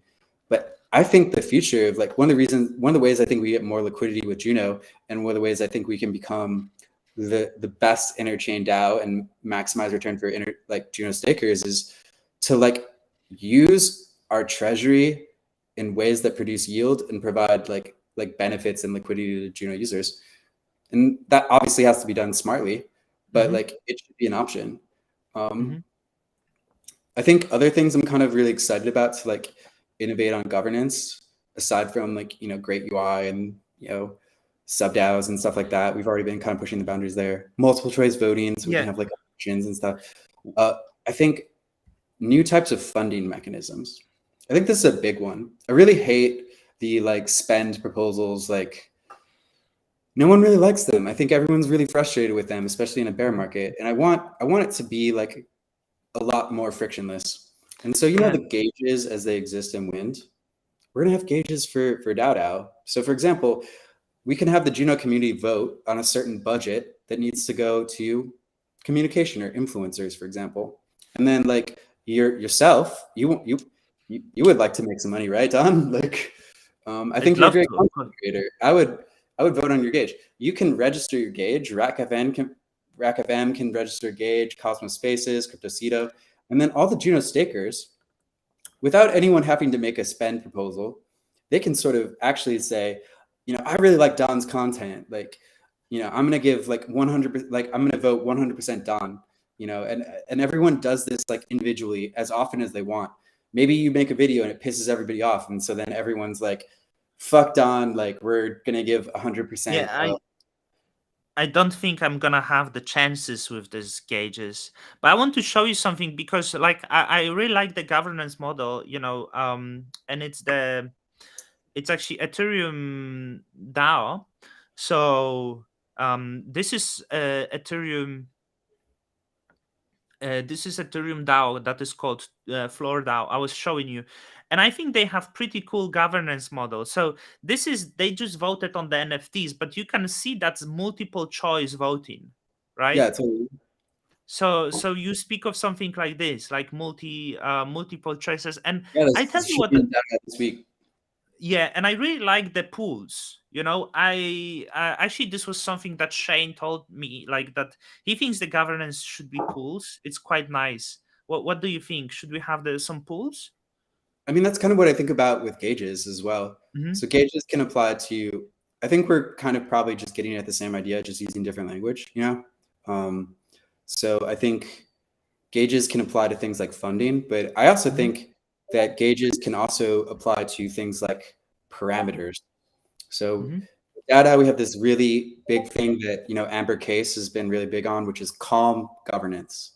Like Mm-hmm. voting, and it's going to feel weird coming from me, but voting fucking sucks. And it's like annoying and it's stressful and it's a lot of work. And so like, I think, one of the things that I've come like across so many times in my Cosmos career is people arguing about a parameter. Should the community tax be like 2% or 3% or 4% or 10%? Everyone will just spend like hours and of energy just fucking bike shedding about this. Or like, look at like the stars, like listing fees or whatever. Mm-hmm. Oh, should it be like 100 stars or 500 stars? It's like less than 10 cent difference. Like, who the fuck cares? And yet the community is just tearing itself apart about these like stupid numbers. Instead, what I think the future is like everyone expresses their preference. So we want this like sort of preference-based voting where it's like Mm-hmm. there's a parameter and it's like kind of got this like gauge system or pool system where it's like I express my preference. I think it should be 0 fucking stars, and Mm-hmm. someone else is like, I think it should be 1,000, and like everyone can update their preferences at any time. We don't have to like have like a prop to like change a parameter or whatever. People are just sort of dynamically expressing like how they, and then you just take like the average, the weighted I average. also I also think it makes it more efficient because it kind of removes need for veto. So like then you Yeah, don't have to exactly. do another proposal, but you go with the preference. I have the like unrelated question. What are your favorite non-Cosmos chains or applications that you use on the daily basis? I mean, Ethereum, like I still love Ethereum. I think Ethereum is like just, it's the home of like so much crypto culture. And it's like Hmm. just, it's also a really rich crypto culture that has had like fucking years to evolve. I still think like in many ways, like Ethereum is still like kind of like the cutting Yeah. edge of like a lot of stuff. But that's because they've had a long time to evolve. I really do think in a couple years that like we're gonna start being like more of, I think it's already happening. It's just slow. Hmm. Um, And what are the chains in Cosmos that you're most impressed with? mm, Most impressed with, I mean, I think they haven't launched yet, but I do like what Say is doing to like really push the boundaries of like what can be done in terms of like performance for a Cosmos chain.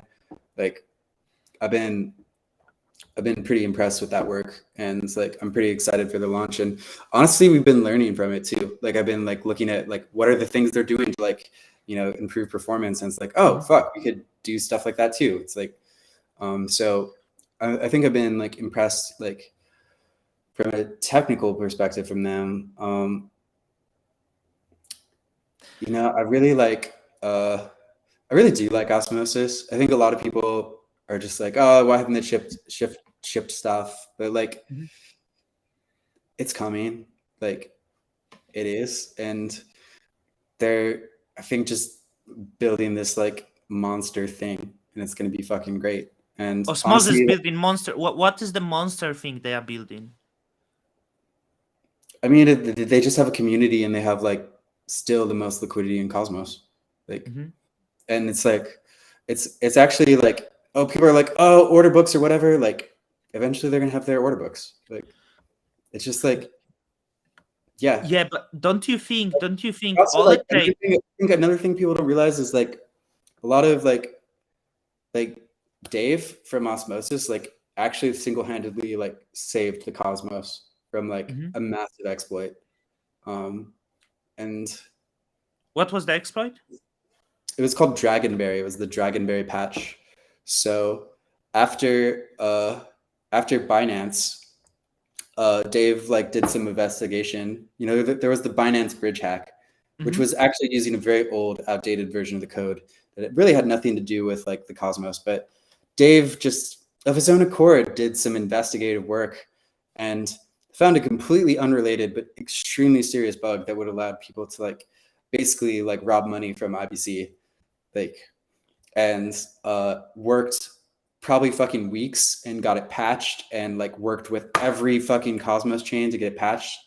You know, those are like, because there's a lot of people that will like come in and they'll be like freeloaders and they're gonna be like, we're gonna launch our DeFi chain with like lots of incentives and like, you know, but like honestly, like Cosmos is like great, or like Osmosis is great OGs, and I really love and respect like Sunny and Dave, and like, you know, you should have maybe one of them on, or someone from Osmosis on your show and like talk with them I about had both. I had Sunny and I had Josh Lee, but I don't think Josh Lee likes me anymore for some reason, because I was like funding the name service, and well, I think he took it like quite personal. And yeah. unlike Sunny, I don't think Sunny takes things You know, personal. sometimes like you just have to be like, you disagree with people. I also don't like that name service, to be honest. I think we need a real interchain name system, not like another centralized thing. I don't know. But I'm okay with the Stargaze having their own. I'm like, to be honest, like, don't get me wrong. I think every chain should have their own. I think there should be many different services. It's like there's many different, like, you know, there's .com and .org, and everyone should be able to like just register their own like top level domain. And like, I think I don't want one name service to rule them all. I want interchain names that work. Like every chain can have their own name service that they want, you know? Yeah. Or chains could have multiple name services. Like Juno, we have a couple of name services already, and that should just be allowed to exist. Like, and I kind of just blame, I think they were well-intentioned, but like, I don't like the current interchain name service implementation because it's super fucking centralized and one name service to rule them all. And that's like not very internet of blockchains. Like, you know, like we're all like, we're the internet of blockchains, and it's like, this is like the most like anti-internet thing I've ever seen. What would be the end game if Osmosis will try to do NFTs soon? It will be over for them. And I think like, I don't know, like, do you think they would start trying to do it at some point? I have this hot take, which is actually not that hot of a take. I feel like a lot of people have said it. It's like, I really think that app chains should just focus on doing one thing and doing it really well.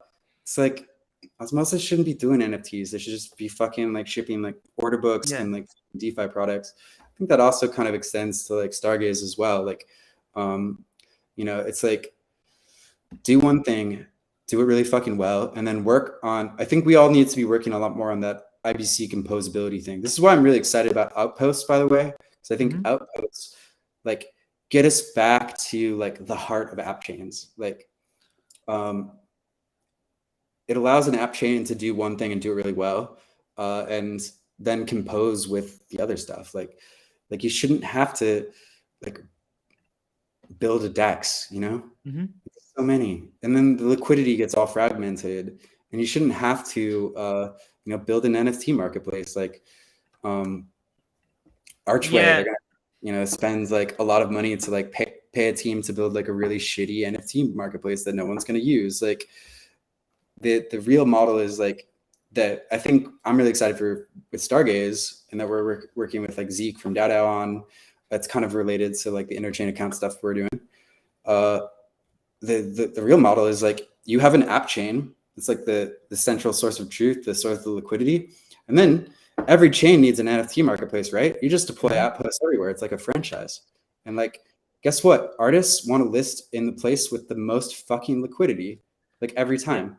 You rather list in like, this is actually, I think we have some pretty nice NFT market. Like Talus is not bad in terms of user experience on Juno, but there's no fucking people listing there. And so no artist in their right mind wants to list on Talus versus like Stargaze. And so like, you should just, I think app chains really just need to focus on just making a core set of products and not getting distracted. As soon as you get app chains like being like, oh, well, we're a DeFi chain, but we also have to build an NFT marketplace and, you know, our own DAO tooling and our own like liquid staking. It's just like, it's kind of silly. It actually kind of like goes counter to like the whole internet of blockchains narrative, in my opinion. I also don't like the UI of Talis. I like the UI that is like very simple and intuitive, but I might be not really got used to it. I know Stargaze is building the DAO tooling. I think there will be DAOs on Stargaze. I'm not sure about this. Do you know anything? I offered to deploy NFT DAOs on Stargaze first, like months ago, and I offered to pay for everything. And I was told they were building their own, and we're still waiting for the DAOs. So Right. So, is there anything about Stargaze that you don't like? You were co-founder, right? You co-founder. You're not part of this. I really don't like this question, Don. Just go on. What you don't like about Stargaze? Let me reframe this. Here's what I think Stargaze should be doing. And I think it's just like, I think it's back to what I was just previously saying is like, do one thing, do it better than everybody else. Mm-hmm. And then like collaborate more. Like, yeah, that's basically it. I think outposts are a really crucial part of Stargaze strategy. Like work with every fucking, like, there should be an outpost on Neutron. There should be an outpost on Archway. There should be an outpost on Osmosis. There should be an outpost, of course, on Juno Network, obviously. But like, just like be the place, be the Interchain NFT marketplace, and just focus on that. And like, I think there will be. You know, I do think there will be outposts. So that's okay. Yeah, I mean, I think like the infinity pools sound really cool.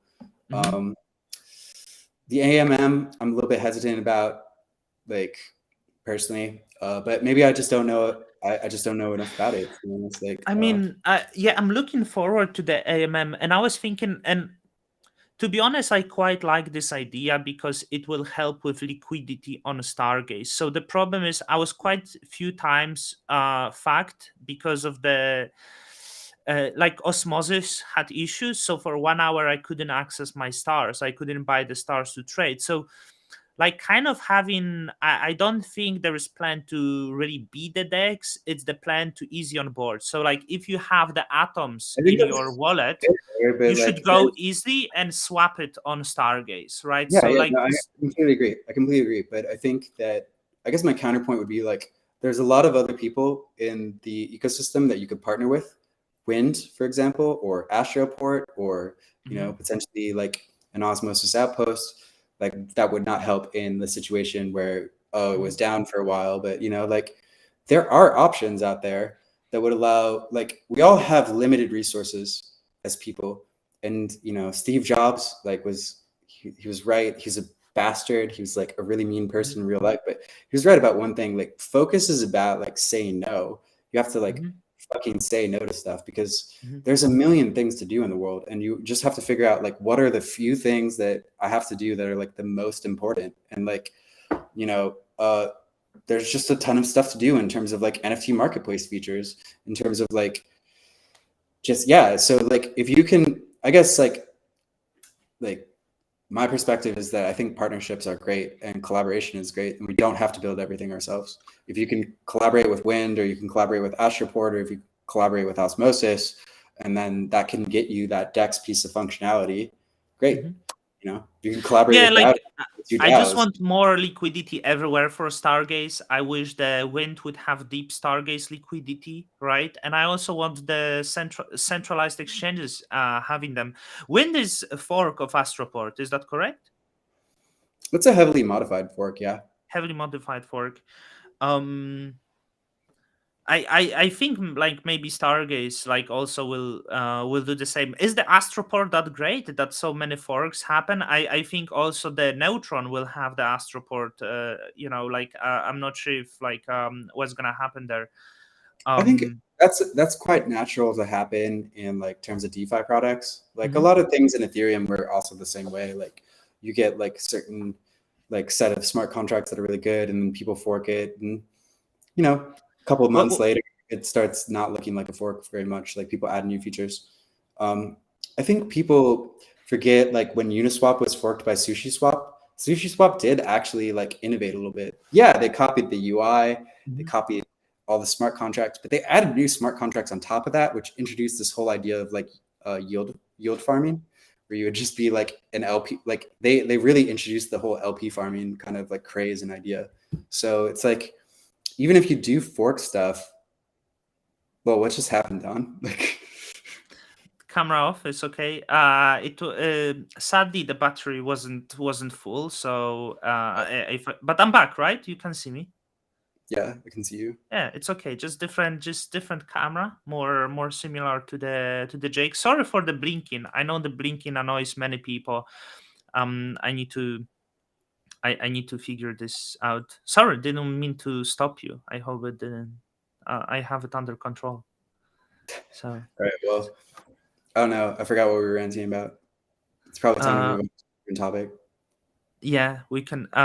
What the thing that you, is there anything you love about Luna that you wish you would have on Juno? Because I feel those chains are actually very similar, and I think what's really great. But they're also like, also really different. I actually think they're great. I actually been getting along a lot more with like a lot of Luna people.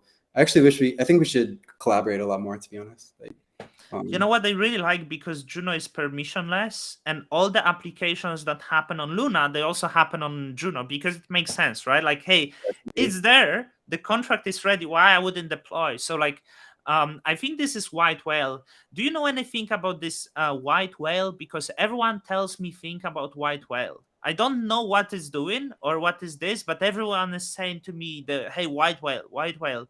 Like, and I want to ask you what's going, like, do you know anything about this? yeah, no, White Whale. I think they're great. They're like Yeah? really thinking. I think they're one of the few people that are starting to think about like real interchain protocols, like thinking real interchain. Like Yeah. everyone usually is thinking in the silo of their one chain, But the people that think beyond that, of like, yeah, we can have our chain, but we can also deploy our shit on all the other chains. That's the galaxy brain take for the next era. But white whale is it's mainly the DEX, right? So they have swap Yeah. pools, and you can easily go to navigate to Juno. It's a little bit sad. I think they should. I hope they can get more liquidity soon. So they are the DEX across multiple platforms. Oh man, liquidity is so bad. Juno, they have like, Juno has like 20,000 of liquidity on white whale, which is a little bit sad. But they have this another thing that is called flash loan, and I don't know what is this. Could you explain that to me, if you know? Flash loans have existed for quite a while now, and basically the idea is that you take out a loan and you repay it back in the same transaction. What's the point of this? I don't understand. Because, all right, so the point of it is then you can take out like a very large amount of money, because it's like guaranteed that you're going to pay it back, because you're taking out the loan and you're paying it back in the same transaction, which is, I know it sounds a little crazy, but like, here's how it works. So like, let's say there's a big price difference between Hopers and Wind Dao.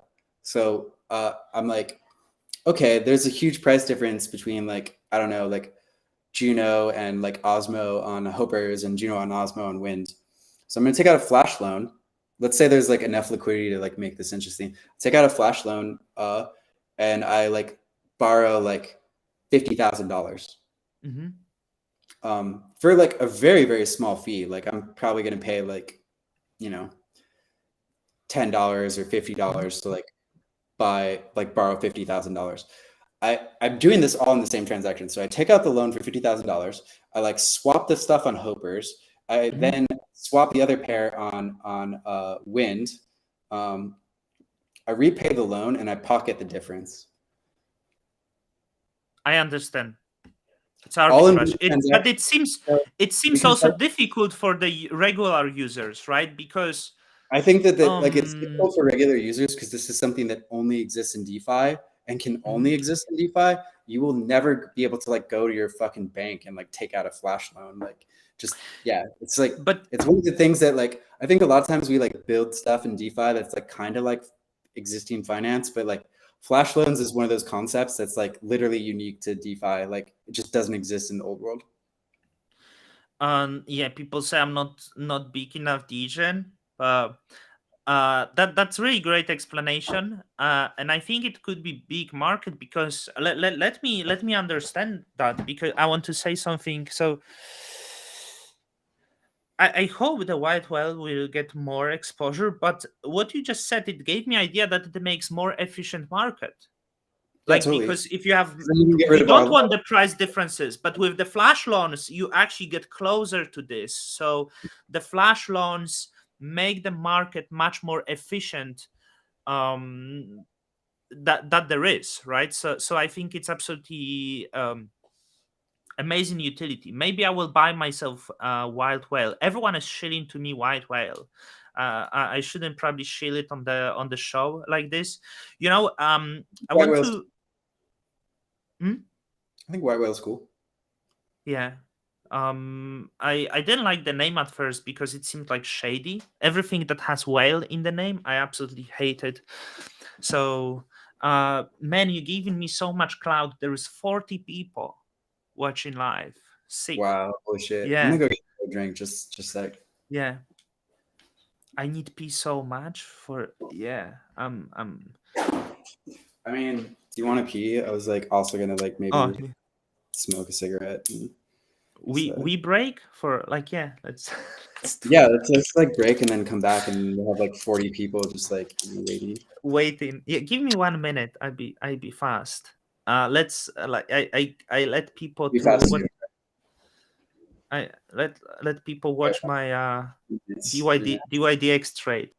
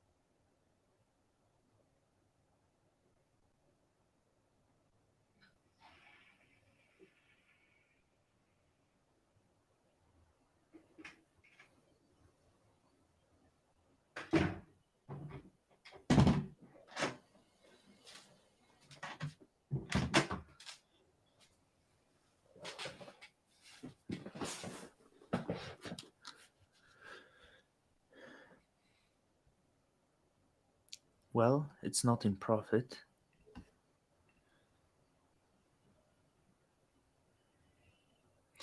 Uh, yeah, like I actually did great trade. So let the Jake smoke. But I was stupid yesterday, right? Um, um, it just fun, right? But um, when I do these small day trades, I'm usually losing money. So I'm shorting Bitcoin. I'm not gonna get liquidated. I would close this if it doesn't go well. You're shorting Um, Bitcoin. What? yeah, I only do short stuff. Like it's not much. I deposit like $500 to DYD, and I do quite well, right? Like where is the I'm really excited I'm for DX to come to Cosmos. It's gonna be sick. yeah, I'm over 100% up for the past month, and I do these little deposits because I'm like, but you know what's really cool? Look, yesterday, so I do okay when I do like more committed trades, but sometimes I try to. Yesterday, I tried to play it a little bit with like quick trades, and I got wrecked. But I earned 37 DYDX tokens, right? So $80 in fees. So this is pretty cool idea of the airdrop. So yesterday I was losing with the like lost $200 with these day trades, and before sleep I just shorted Ethereum. So and is the history here? Yeah, I where was it? So yeah, I shorted at 1,800 and I closed it at 1,740. So I had I this. almost got the original DYDX airdrop, and then the Did SEC. you? Well, no, well the SEC, well because the SEC like they didn't airdrop to Americans, and I missed out on like a $70,000 airdrop. It fucking Oh sucked. shit! Protecting Yeah, investors, you know. yeah, that's crazy. But I really like the platform, so I'm just playing. So yesterday, as was the Fed, I was like, okay, they're gonna raise rates. Everyone is saying crypto's gonna boom.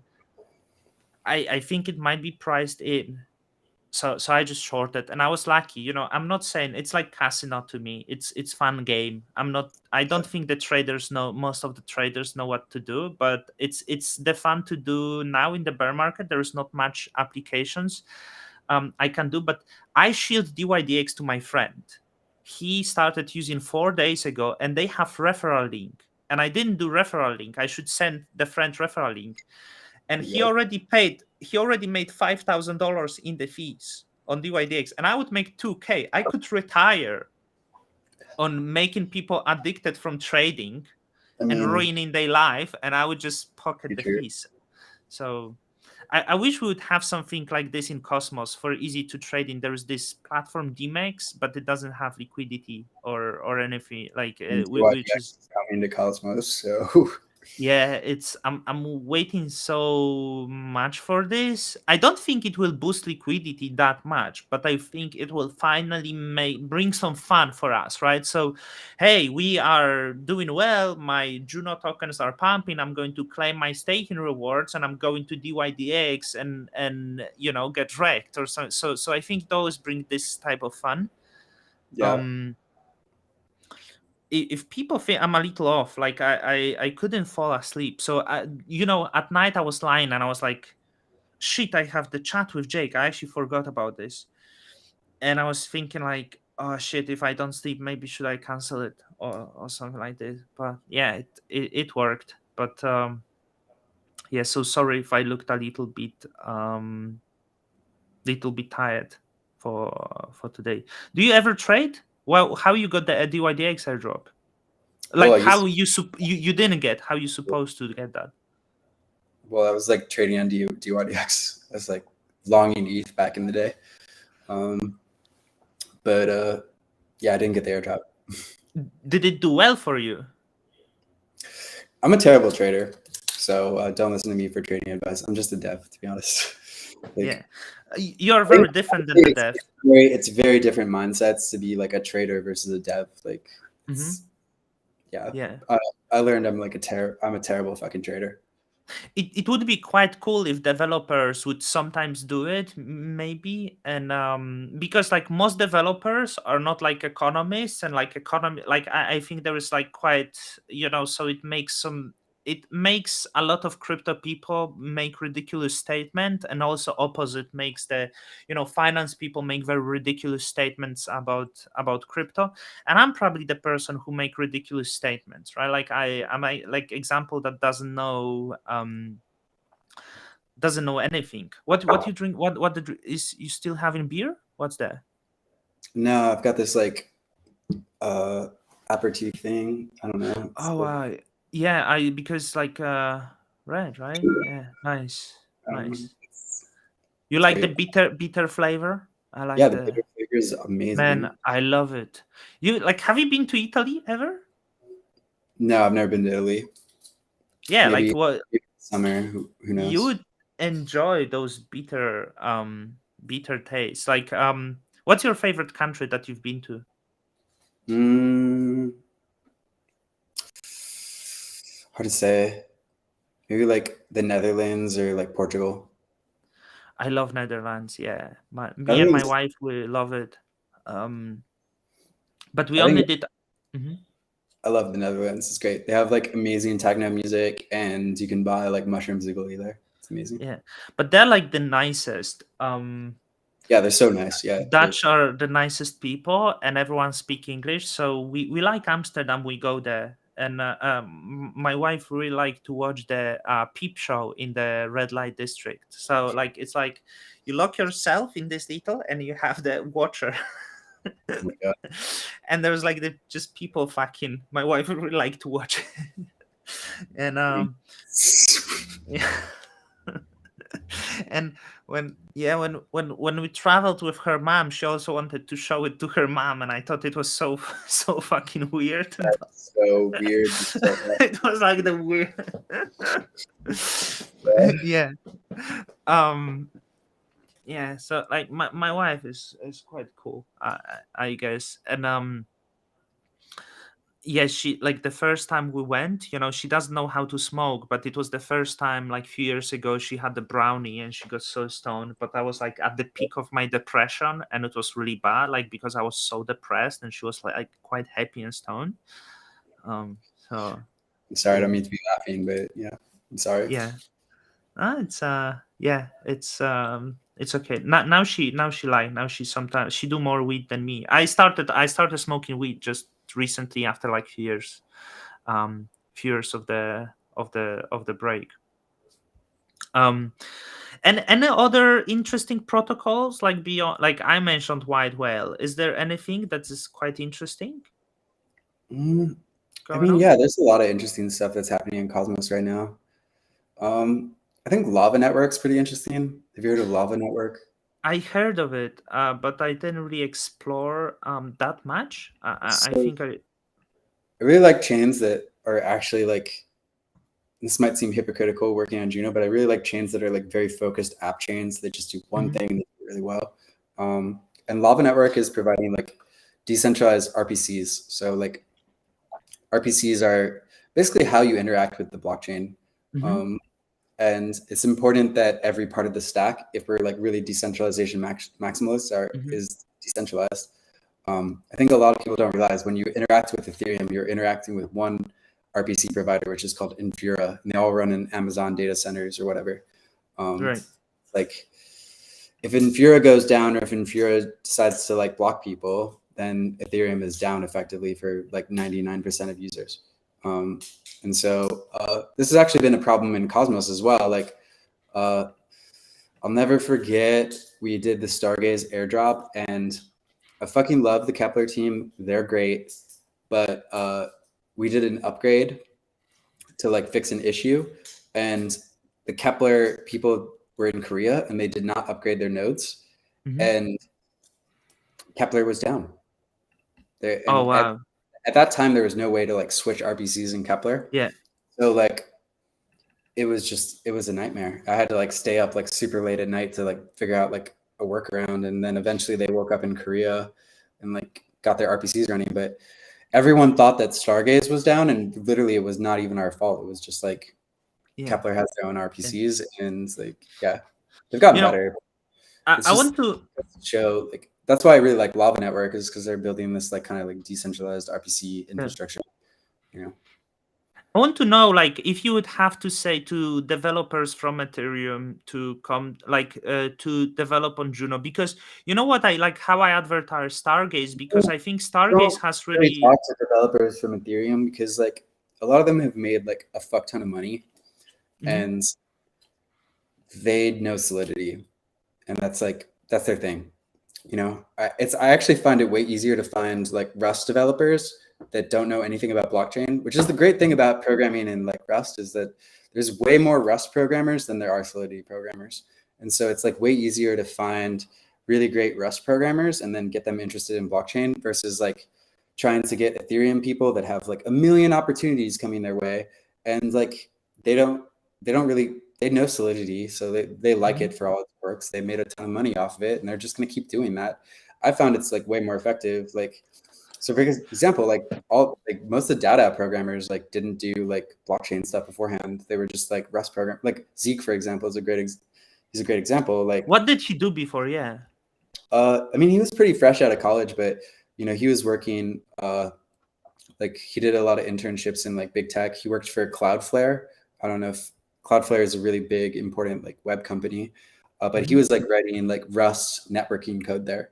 So he had a really deep knowledge of Rust, but like didn't know too much stuff about blockchain.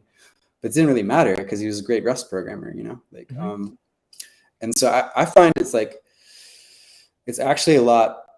And we've had a couple of other contributors that are kind of like that vein, where they like know Rust really well, or they know like, Golang or some other kind of language really well, and they're interested in blockchain, but they've like never really done it before. I feel like those people are a lot of times like kind of better options than like the OG Yeah. Ethereum people. I know I'm friends with a lot of the OG Ethereum people, and like they just want to keep doing Ethereum stuff, I don't blame them. It's just like it would take way more convincing, and then at the end of the day, they're not like, they only know like one language, It's like, Yeah. H8 was asking if Kepler still not supporting stars names. Yeah, like I don't know why they do it, but I just want to say I'm quite excited because there is new wallets coming, and especially the one I'm excited. There is Taboo, which is by Umi team, and I believe they will support the Stargaze names. So you can expect me switching my main wallet from Kepler, and I be open. I think the reason why Kepler doesn't do it, they just want to shield their name service. They don't really want people use another name services. So it's yeah. not something I'm really enjoying here. When you were I mean, I agree. I mean, like, I also think it's sad. I think it's very against the Interchain ethos. And I've been, Dan from Cosmology. I think he's been on your show. yeah Like, we've been working on. Actually, there's a couple implementations of a real Interchain name system, and so we like, the ideal situation is like, yeah, ICNS can exist, but Stargaze names already exist. We have decentralized name service on Juno, and IBC domains on Juno, and there's like a bunch of name services now in the Interchain.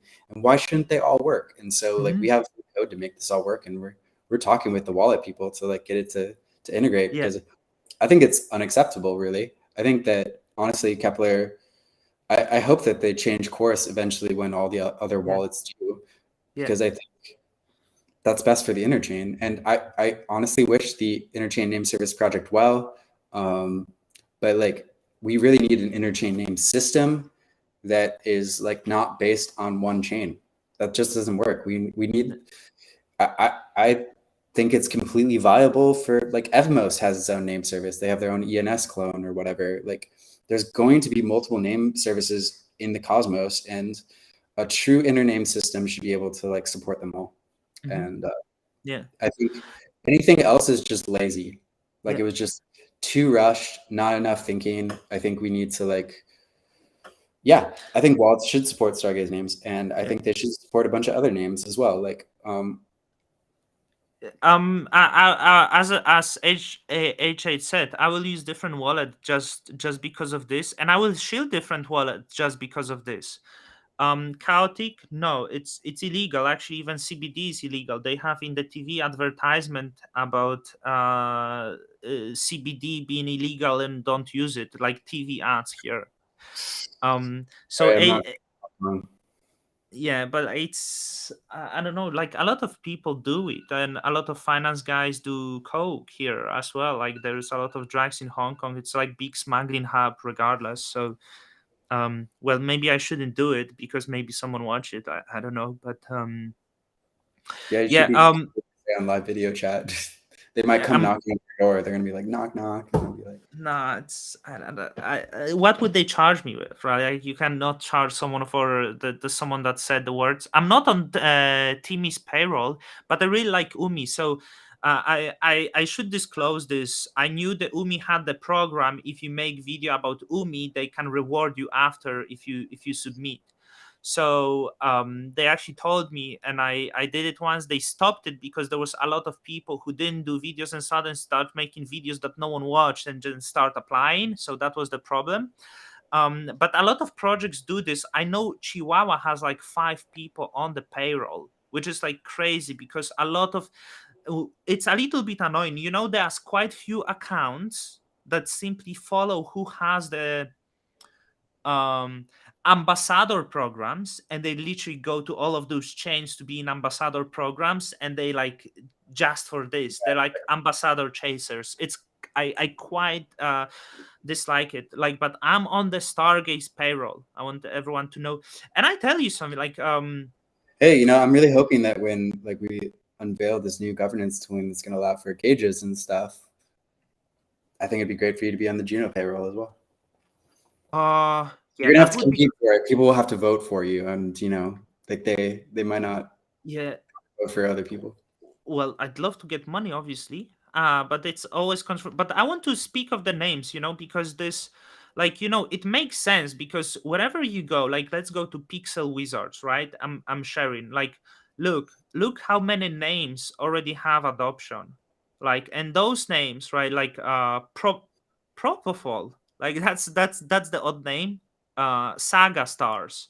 There's a lot of owners that actually use the Stargaze name service, and you cannot transfer wallet. Pocket Bisu. So we were speaking, and Ina shared her Stargaze name service, but she couldn't transfer the tokens because there is no wallet supporting the names.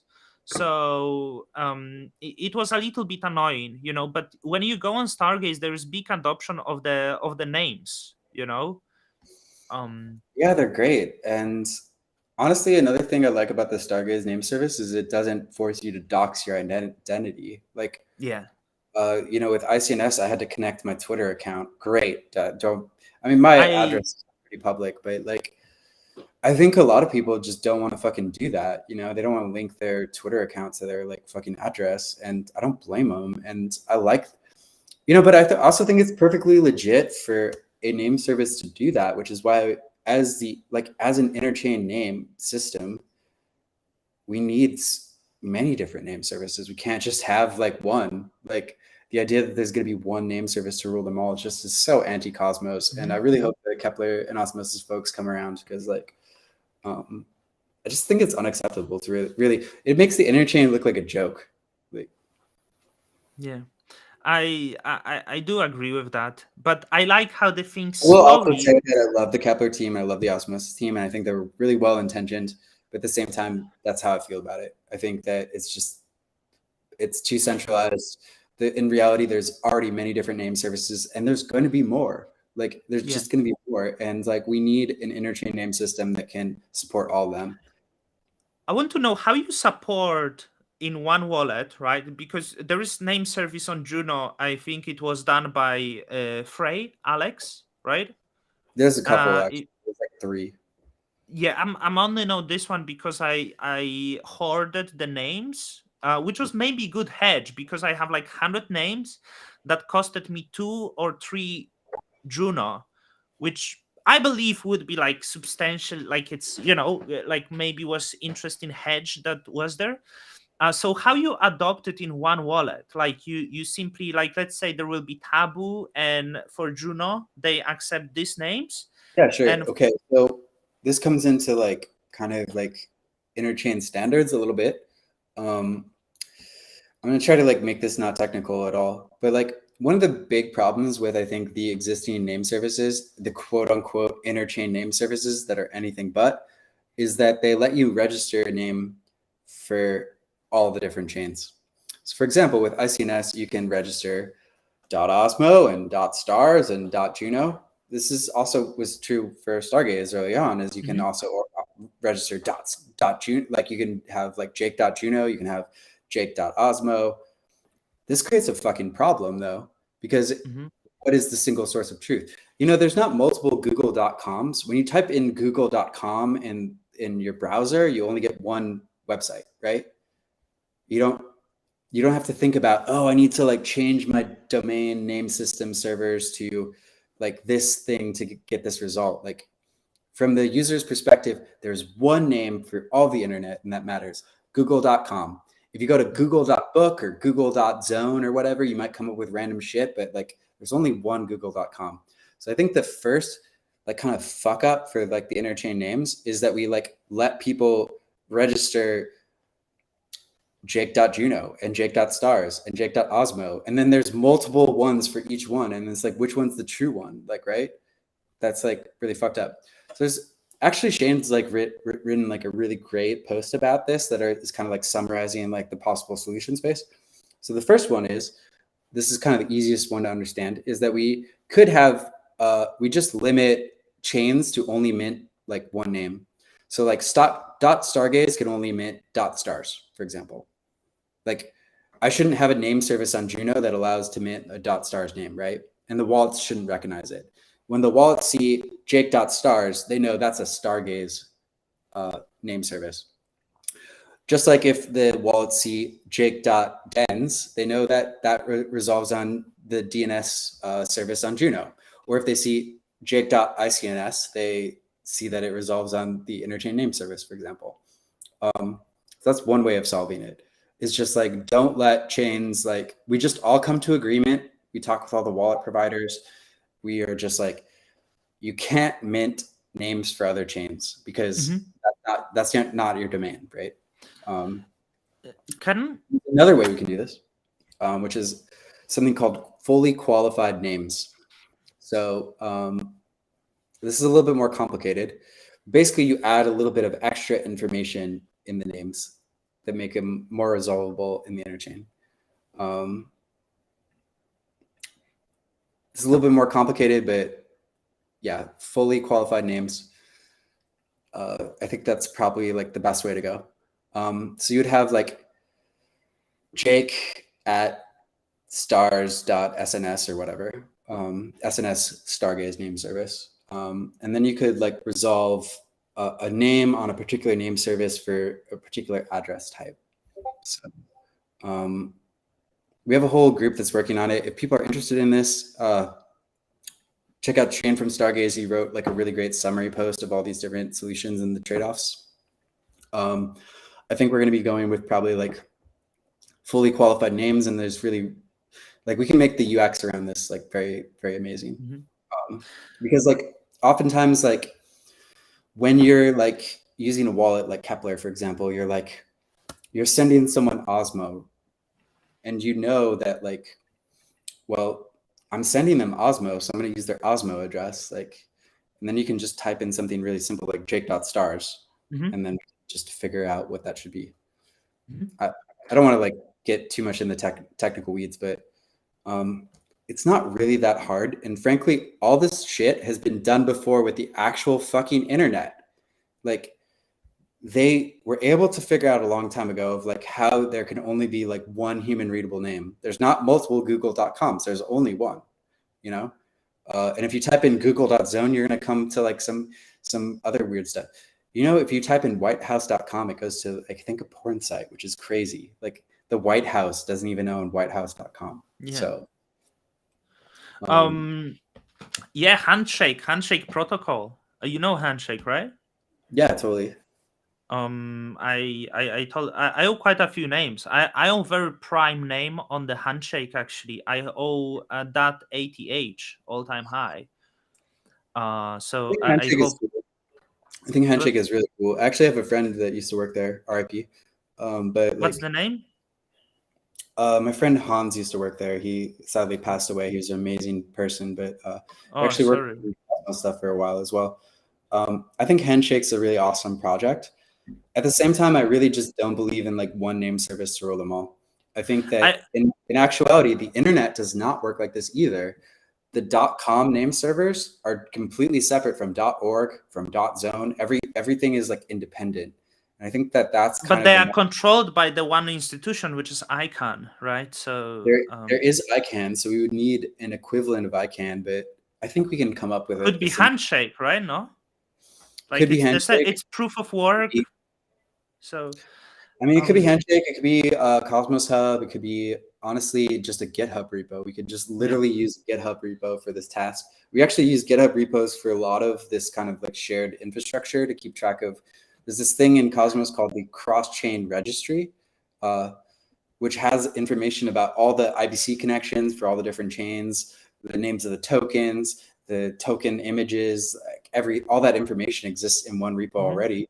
So we could, you know, there's probably like the long-term effort. We could like figure out some decentralized mesh secured like name chain that would like secure this like root DNS, or we could just do a GitHub repo and just like we are already doing right now and just ship it and have interchain names. And then eventually, as we like figure out how things should work, we can just eventually agree. And as the tech develops, that we could have something like a mesh secured chain. Yeah, I don't think that's a stopper, to be honest. I think we can have a very decentralized alternative to ICANN, for example. ICANN is the entity in the internet that maintains what's called the root name servers, and so that basically controls like who owns .com in that namespace, .org, etc. That's why I still like the problem, like that's why I like Handshake, because it's similar to Bitcoin, right? Is the like, as it's proof of work, but it all comes down to integration with the major browsers, like that's how you get adoption, and that's how like ICANN essentially controls everything. But yeah, with that, all internet is centralized. I want to ask you about the name service, this Dench, which is so they don't have the extensions, right? So if someone owns the number one, is it possible that if it's integrated into Juno, like let's say I open some wallet like Leap or Kepler and I go to Juno and I type just number one, is it possible like to do like this, or it's different? It's Because this into is very unique, because this name service is very unique. That's why I'm asking. Yeah, actually, Dens has some really cool features that aren't in the other ones. It all comes down to integrations at the end of the day, right? So we have to convince wallets like Kepler. Leap has been actually like starting to like join the conversations. They want, I think also like all the wallets are, I don't blame them. They're kind of in a hard position because they're like, there's so many different name services. Like, what are we going to do? Yeah. So we need to make it easy for the wallets to like integrate all the name services in one go. And that's when we like can really take off. Like, you shouldn't have to like do a bunch of extra work to integrate Stargaze names, right? And you shouldn't have to do a bunch of extra work to integrate DENs, and you shouldn't have to do a bunch of extra work to integrate ICNS or IBC domains or any or Evmos domains, or like on and on and on. We just need to make it as easy as possible for wallets to like integrate one thing, and you can support all the different name services. Like, that's the goal. Yeah, but like it's possible that integrate dense, and when I send the address, I send to the someone that has number one, because no one does this. Like Ethereum names like have 3 letters. Is it possible to make it to that extreme, or dense is more difficult to do it? It's possible. I think for the Interchain name system, we're gonna need like multiple parts of the URL, if you will. So like, yeah. Put in one, you're gonna have to put in like one.dens or like one@dens or something like that. All right, so that would be more like, dense is nice because it doesn't have Juno. It would make it more universal, right? So that would be really cool. I'm actually more. I think we should allow for name services that aren't just based on a chain. Like, chains might have multiple name services. But naming things is just incredibly human. Like, as humans, we fucking name things, and the idea of like one name system to rule them all is just super dystopian. And I really hope that the Kepler people come around to like the fact that it's not an Interchain name service. And I hate the fact that they squatted that name. Like, even though I fucking love Josh Lee, fucking love the Kepler team, fucking love Osmosis, but they're wrong on this. But they suck, they don't suck. They're just wrong in this particular issue. You can disagree with someone on like one thing and not like have to think that they're like bad persons. Yeah, no, they're great. Sunny is amazing. Sunny Sunny is like, I really like Sunny. Actually, Sunny is not kept. I wish I was like good at like Sunny's really good at explaining like very technical things at like just the most easy to understand level. I'm kind of jealous. I'm just like, I'm a rambler. I just ramble about stuff, and sometimes I say some good stuff, but like a lot of times I think people don't know what I'm talking about. No, you're really cool. Like, you come to community, like, and even Sunny doesn't do this. There is no other developer that is as close to community as you are. So I think this is this is something special. I had the thought, and I kind of lost it. Anything interesting coming soon to Juno, or like that you're like we're really excited? Some team, some application building. Yeah, it's like the whole Juno Evolution that's coming out. I was trying to talk about it. What's the Juno Evolution? We fucked up. Like, what's going to happen in 5 minutes? Give me the Juno Evolution. It's like Juno on steroids, yeah. Yeah, basically. but like it's just a vision for the future. You know, like you got to tell a story that gets people excited. Like crypto's all about narratives. You know, like how are we going to become an interchain hub? There's going to be multiple interchain hubs. This does not mean like the success of Juno means like none of the other chains are going to succeed. Far from it. But like, yeah, so Juno Evolution, there's a lot of different components. It's like, I was originally calling it Juno 2.0, but then like, that's just super cringe. And honestly, we don't really have to, we don't have to do the whole 2.0 thing. I was just kind of joking about that. Juno Ultra. Oh my God. All right, so we already talked about mesh security a little bit. Mesh security is a big portion of it. Because mesh security, I think it's a long-term play. It's about how do we get like economic alignment? How do we get better economic alignment in the interchain? And how do we also, like, if we are going to be an interchain incubator or the home of the DAOs, like how do we make sure that if a DAO or a project gets big enough to spin off into its own L1, that Juno stakers can somehow benefit from that? So like mesh security is really the answer to that. And like the answer is like, we'll allow for like, we're going to make it really easy to create like a mesh secured L1 with Juno. So like this is basically our answer to ICS and all the other replicated security people, which are like, there's going to be thousands of consumer chains. There's not going to be more than 5. Mark my words. I'll bet people. Oh, I don't think there should be more than 5. Like it's actually very like, I don't know why even people still sticking to None this of the rhetoric. validators want to run these like consumer chains. It's so much overhead. And imagine if you're like a bottom 50 Atom validator, you're going to be losing so much money. It's going to be insane. Yeah. I'm going to vote no on Menace. So the chains, I tell you what I accept. Stride makes sense. Neutron makes sense. If the native stablecoin issuance want to do it, makes sense. And that's 3 for now. I don't see more that I want as of now. Like, I don't know, like, why would I vote for Comdex? Right? Like, it's... Yeah, why? Anyway, like we're gonna have more coming out about this, but like honestly, mesh security is like a big part of the strategy going forward. And think of it more as like a long-term thing. But we already talked about that, so let's move on. There's gonna be constitution. You know, you can't undo the past. We can try to like make amends, you know, do like the OTC buyout of the whale or whatever, try to figure out some, you know, you can't undo the past. What you can do is learn as a community and move forward. It just becomes part of the lore. People forget that, like, when Ethereum fork happens, like that was fucking controversial at the time. People flipped out. Everyone was talking about like code is law and all this other stuff. And a bunch of Ethereum insiders went behind the scenes and they were like, nope, we're going to fork the chain. Like it was honestly Ethereum's Prop 16 moment. And it wasn't great. It was a clusterfuck.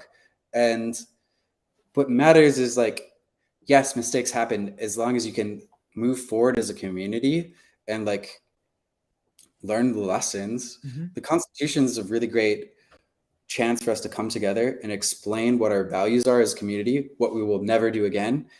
Also, just like document in plain English how it works. What are the responsibilities of a Core 1 member? Like, how do sub-DAOs work? Like, how do people get added and removed from sub-DAOs? Like, what are the things that we will absolutely never fucking do as a chain? Like, how do we modify this constitution? Like, what should people expect when they join this community? I think that in many ways, the constitution is like a very simple thing, but it's also a very profound thing. And I think it's great.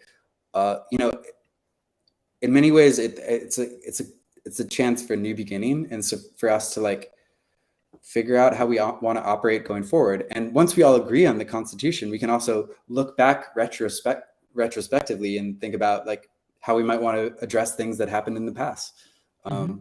You know, keep in mind, my goal with the constitution is not like, I really don't believe in doing too many things at once. Like we do one thing at a time. Let's agree what our values are now. This is not about like solving the whale thing. It's like that we can do that later. But let's first come to agreement about what our fucking values are and how we're going to operate in the future. And then after we come to agreement on that, we can look back at the past and figure out what we want to do about that. Definitely have a lot more ideas there. But all right, so there's more. Dao Dao governance. We already talked about this as well. I think this is actually a really great chance for like Juno to innovate as a chain, and I really do believe that our um, our like biggest strength is our community and our ability to self-organize. If we give people supercharged DAO tooling, we're going to be able to like best organize ourselves as a DAO in a community. We're going to be able to do things that other communities literally can't do. We can have DAO owned liquidity. We can put the Juno treasury to work and create yield. We can just organize ourselves better. We can get past the shit show of everyone voting on like funding proposals. We can provide new ways for content creators like yourself to make money. In fact, another thing that I didn't talk about is we have this whole delegator system that's coming with Dao Dao. And what this means is like, you know how validators can like sort of represent people in terms of a vote and they get a commission? Why can't other people do that? Other people can provide services, right? Like you're making great content. Other people are really engaged in like, you know, tokenomics and like coming up with like really great like proposals and policies and things like that. Other people are like participating in sub-DAOs. Why can't they earn a commission? We're going to be unveiling all these different tools that will allow like the Juno community to like really, really self-organize. I think this is going to be a really big, like, I think we're just going to be the strongest DAO in Cosmos. Like, easy. Please still say to Noah, I want to change the font. And now you continue. Yeah. All right. Yeah, I agree. I already made that comment a while ago. We're gonna change the font. I hear you. Where was I? Babylon security. That's another one. That's part of it. I mean, Bitcoin security is great. Why not? It's great. I actually know the Babylon team really well, and they're really cool, and they're working on really great stuff. That's gonna be really awesome. We talked about the performance improvements. That's gonna be a big part of the technical roadmap. You know, obviously everyone would love to like sub 2-second transaction. Let's fucking go. That enables Juno to be like more of the incubator for the interchain. Like if you can have sub 2-second transactions, guess what? Games become a lot easier to develop on Juno.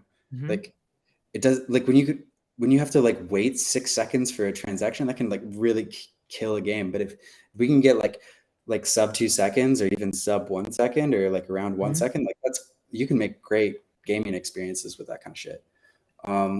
So that's really important. But we're actually doing more on the technical roadmap side.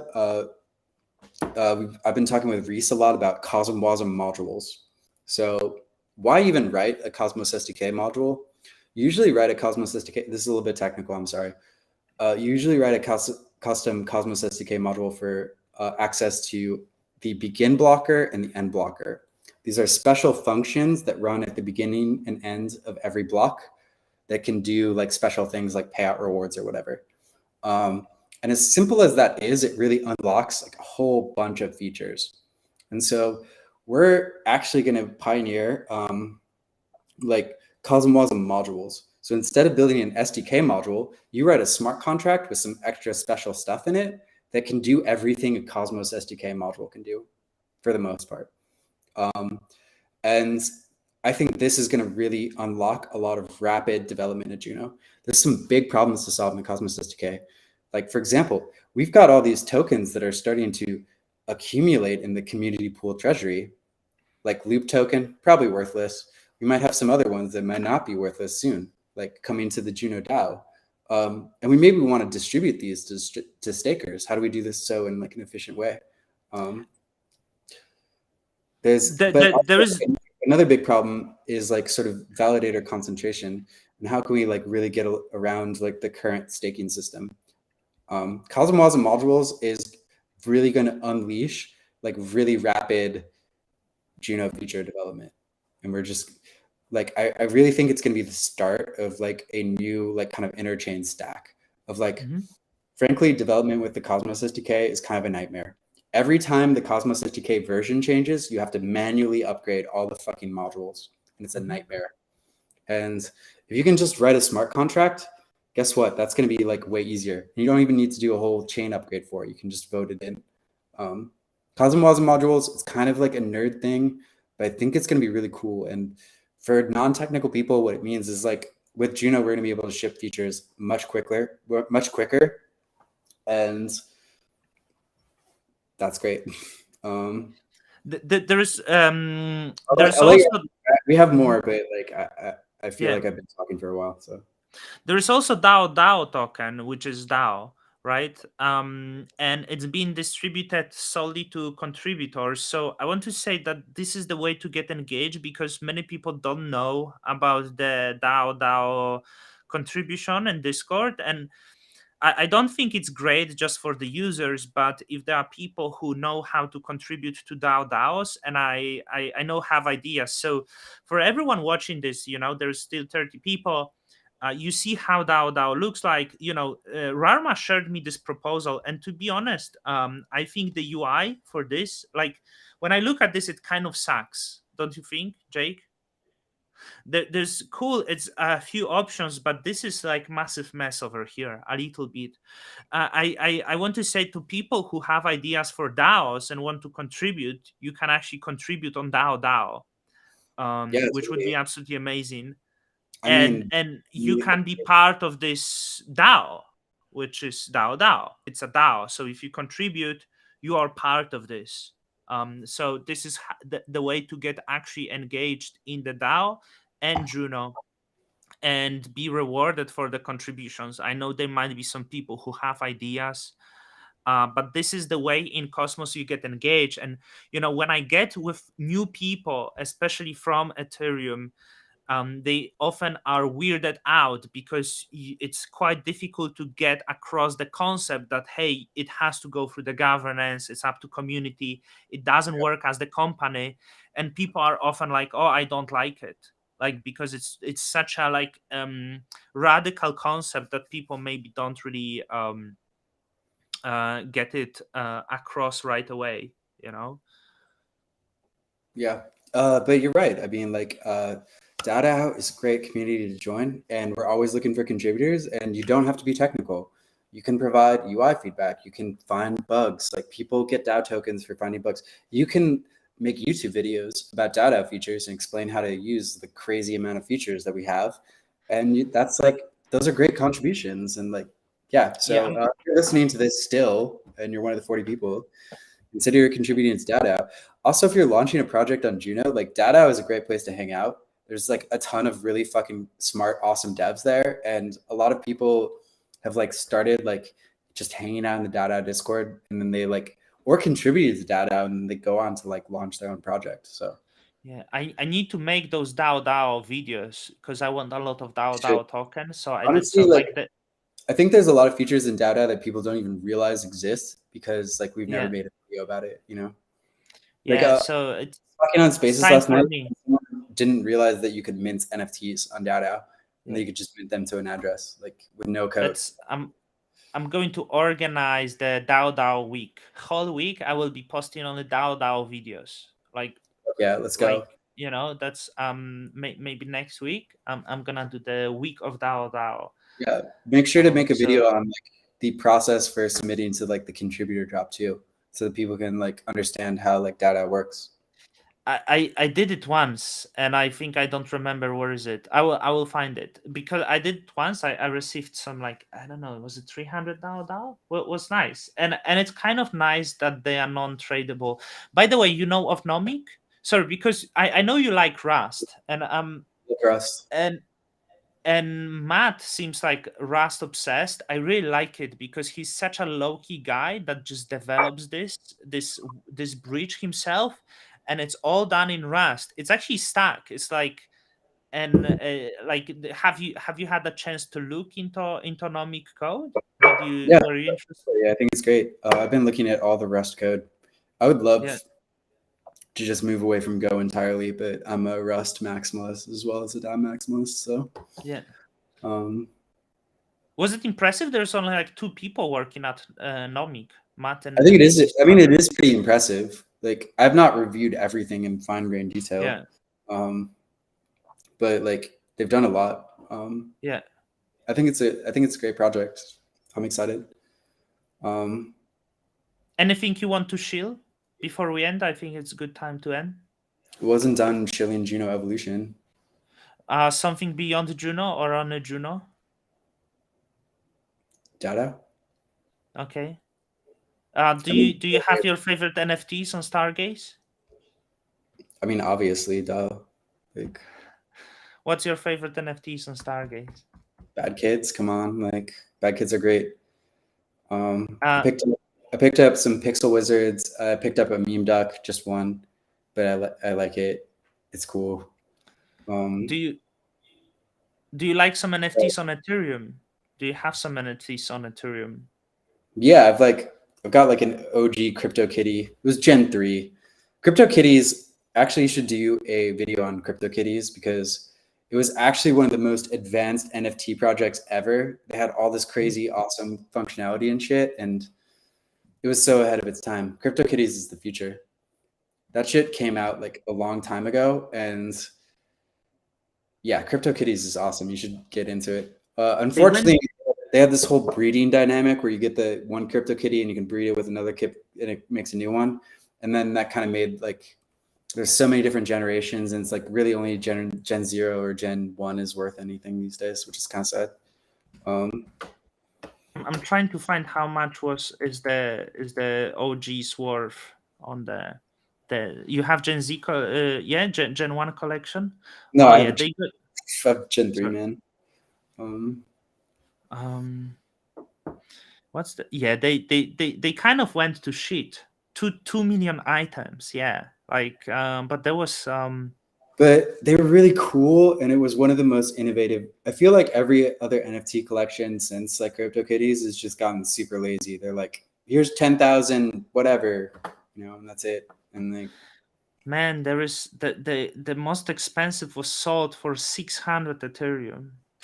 The yeah, CryptoKitty, it was probably. But it was 5 years ago. Yeah, like so, it was yeah, no, still. that was epic. I remember when that happened. That was like unheard of at the time because this was before NFTs was a craze. But yeah, like Yeah, there was one CryptoKitty that sold for like 140K USD or whatever. It was like at the it's quite time that was interesting. fucking a lot of money for an NFT. Like, Yeah. anyway, CryptoKitties had like a lot of really interesting and cool dynamics, and like you could actually use them. You could like use CryptoKitties to like make new CryptoKitties and stuff like that. And they're pretty cool. Yeah, like a lot of Ethereum NFTs is going down so much these days. Like everything is just being absolutely murdered, which is quite fascinating to see. Um, and Yeah. a lot of those grifts, I never been a fan of NFTs like World of Women. Maybe you heard. It's all these projects raised hundreds of millions of dollars, I believe, and they did nothing. Like and they just going like down to nothing now as well. Yeah, it um happens. I love to see it. Okay, Jake, I hope we covered enough, right? Let's finish this. Yeah, shit, so many comments. I missed so many. Yeah. Sorry Are for. there any questions in the comments? Oh wait, I'm gonna show Dao Dao while you're looking through the comments. So we have more cool features that are coming with Dao Dao.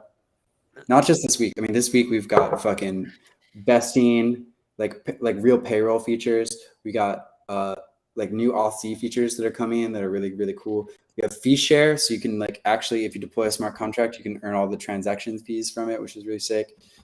We have multiple choice voting. We have DAO V2 upgrades. So if you have a V1 DAO, you can like upgrade your DAO. That's just this fucking week.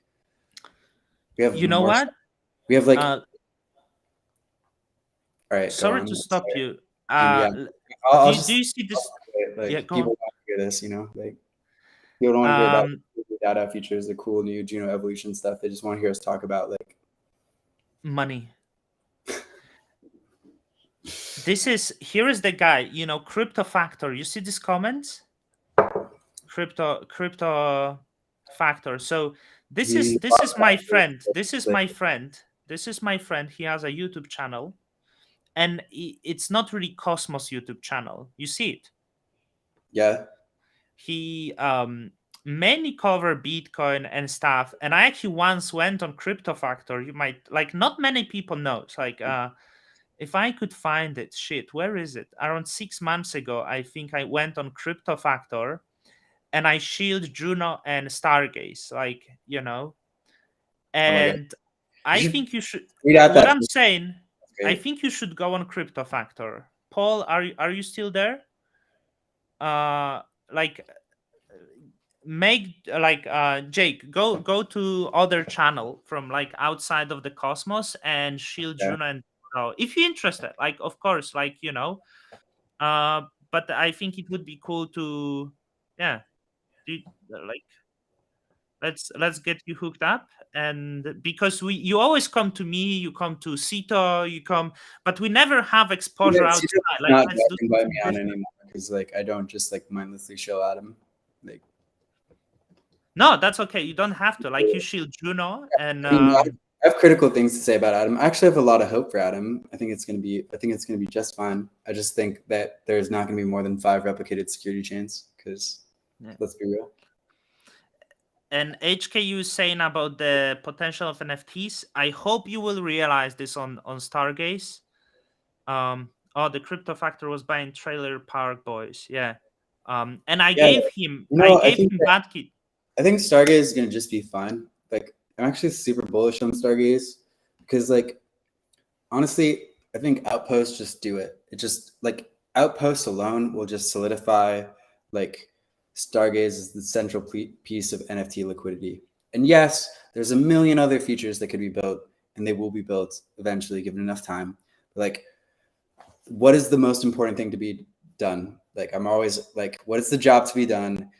Like what is the most important thing? Focus is king. And I think that with Outposts, like Stargaze will just like fucking crush NFT liquidity on the Cosmos. And so like it'll just further cement it as like the NFT chain. And yeah, I don't know.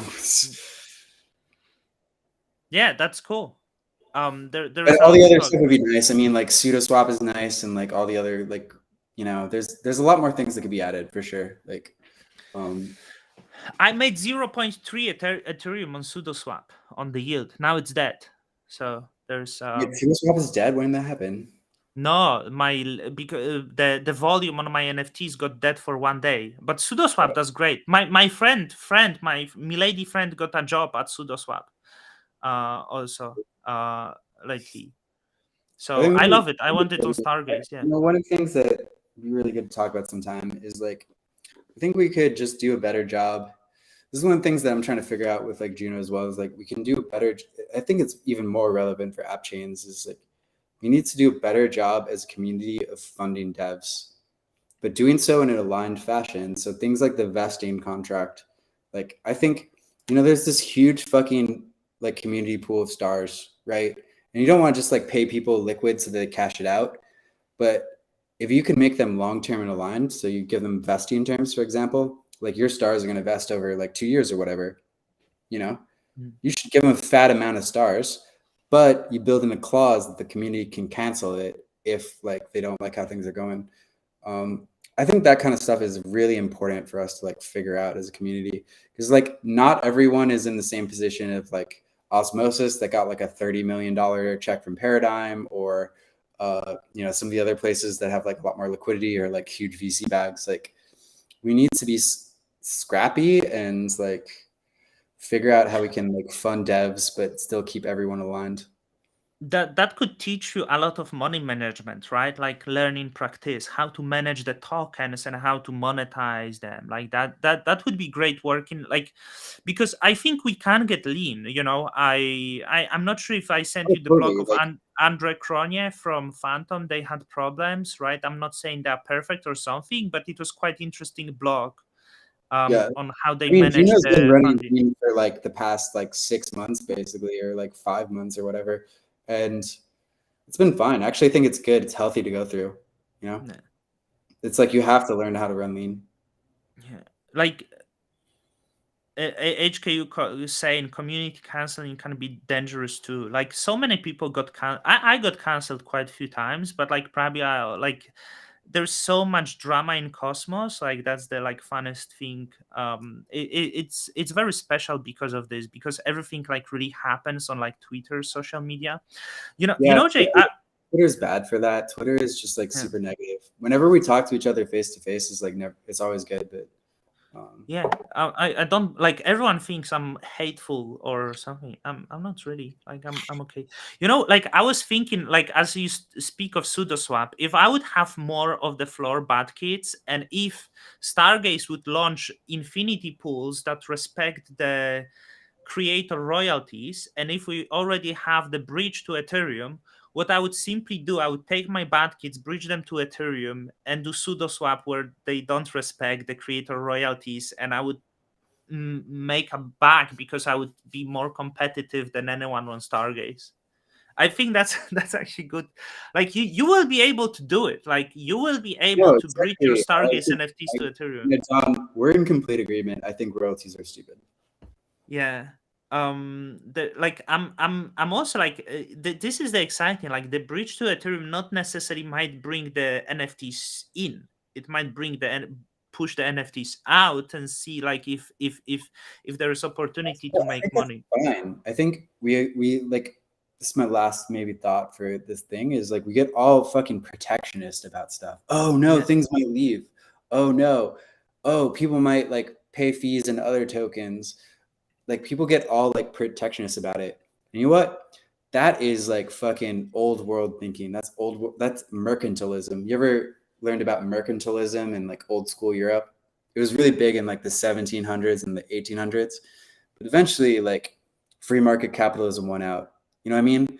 Like, yeah, sure, people might import their cheap goods into your country or like take goods out of your country, but like you can still like free markets are just more efficient. So it's like Hmm. let the NFTs move around.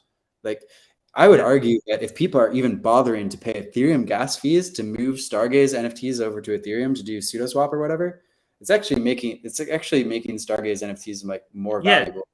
And they're like, there might be some coming the other way, yeah, let's just like let the NFTs move around.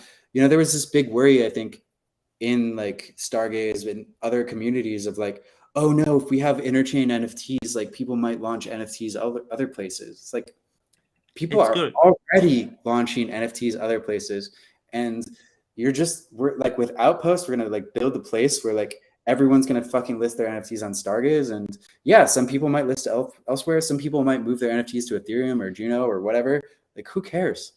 Like There's free market some is great. zero eggs brain jar. I thought, like, he said, I like, for him, like, for example, if we would have like IBC to Ethereum or anywhere else, he said, like, it's not about that. Like, he would not think that they would come to Cosmos. He was like, but imagine how great it would be for Cosmos if you can buy Atom on Uniswap, right? Like, that's more important than being Yeah, able to buy Ethereum on Osmosis. Like, not that appealing, but buying Atom on Uniswap, like, it's actually going out, is kind of, I think would be yeah. quite fun. I had this big debate. It was a couple of months ago about like Juno transaction fees and that we would accept transaction fees and tokens other than Juno. And people were like, "Oh no, this means like Juno is a worthless tokens."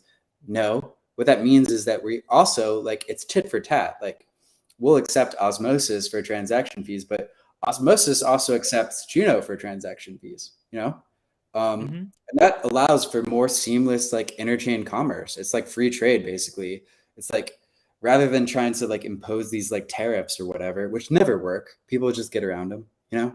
You just have like more efficient free trade, and it's like, yeah, people will pay gas in other tokens on Juno, but people will also be paying Juno for gas on other chains. It's like, and Yeah. if you want to build like an interchain empire, interchain DAO tooling, you gotta embrace the free market. I, I want to shield myself, because Lobo really thinks I'm just a father, right, for the ecosystem. But there could be 5 people I onboarded to ecosystem, so the crypto factor, like, said that he wouldn't be in Stargaze if I didn't give him the NFT, which was Batkit at much lower price, and Mhm. and now he's buying. Also showed him Osmosis, how, and there's quite few people I showed how to use Osmosis in the private calls outside, right? So it's quite big chance I actually onboarded 5 people to ecosystem, which is net positive. And I actually make some, like, I think I might get devs interested in the ecosystem. So I'm quite happy about myself. By the way, I just received a comment on Twitter under the link to our chat. Someone Well, said, like, while I love the chill and laid back vibes to the Cosmos ecosystem offers, it would be nice to have a small level of professionalism. Someone doesn't like, it's like, what the hell? It's like, what the hell is this comment? Like, wait, should I wear what? the suit? So the comment says, someone commented on the Twitter, and they were, while I love the chill and laid back vibes Probably of it's the, probably a comment on me, but you know, haters gonna hate. I also don't give a fuck who this pleb it's, is. Who is it? yeah, Yeah, no, who is it's it? the They like tiny person. It's like yeah, one follower. The person, like it's always like random person popping out, right? Like, you know, it's just like whatever. All right, like yeah, I'm sorry. I'm sorry that actually no, I yeah. don't give a No, fuck. it's that's why I think like the Twitter is so funny. It's so funny, Especially, but like you just have to like people just say like random mean shit. Like I get this all the time. Like people just like I just don't give a fuck. Like especially if they have like absolutely like zero fucking followers. Like let's like look at how many followers this person has. one. Yeah, look, one fucking follower. So they're probably just like, who the fuck cares? Like you're probably just like a psyops account. You're probably just like, you know, whatever. This You is, just it's probably just sometimes I would see the account going crazy, like saying like some really offensive stuff, and I check and there's like 5 followers. I'm like, no. I mean, this is part of like I think one of the negative aspects of crypto is like anyone can just set up their bot army and just like send out trolls to like say whatever. It's just they're haters and they're just sad that like Juno has more like daily active users than them, in spite of the fact that it's been nonstop flooded, and in spite of the fact they got no VC money, and they're just Yeah. they just hate the fact that it's like kind of cool and that they're not like sorry. No, I'm Actually, I'm not listening. sorry. Fuck them. Like fuck them. Fuck Justin Benson and his one follower. He's probably not even a real person. Um, yeah, but that's fun about the Twitter, that you can interact with absolutely everyone. The securities charge Justin Sun from Tron, most successful blockchain in the history of the world, Tron. Yeah. Today, we charge crypto entrepreneur Justin Sun and 3 of his I think wholly owned companies for an unregistered offer and sale of crypto asset securities, Tronix and BitTorrent. Interesting. yeah, I think more interesting is like the Coinbase one. I actually think that's good. That I think it's bullish that Coinbase got charged because they have like the best fucking legal team and like I think they're gonna crush it in the courts. I'm actually pretty optimistic about that. Um, I mean, we'll see, but Jake, in 30 seconds, give the break. Like we keep repeating, give the breakdown of Juno in 30 seconds. okay. Juno is cool. That's it. That's it, ladies and gentlemen. Yeah, I'm sorry. Okay. I mean, it's like it's come for the community, stay for the memes, and I don't know. No, it's like a Juno is an incubator, or it's just an interchain DAO. I don't know how to describe it. It's a permissionless smart contract chain. Wait, you have a cat? It's Meow. Oh my, It's actually has your name. oh my It's god, Meow. so It's cute. it's Oh, literally called it's literally called Meow. oh my gosh, It's your name. wow, Yeah. that's Sometimes it's in my videos. Baby. It's really, that's adorable. I let I can't even show Juno because I'm like obsessed with this cat. It's great. yeah. Do you like cats? Do you have cat or no? My girlfriend has a cat, so You got girlfriend. shh.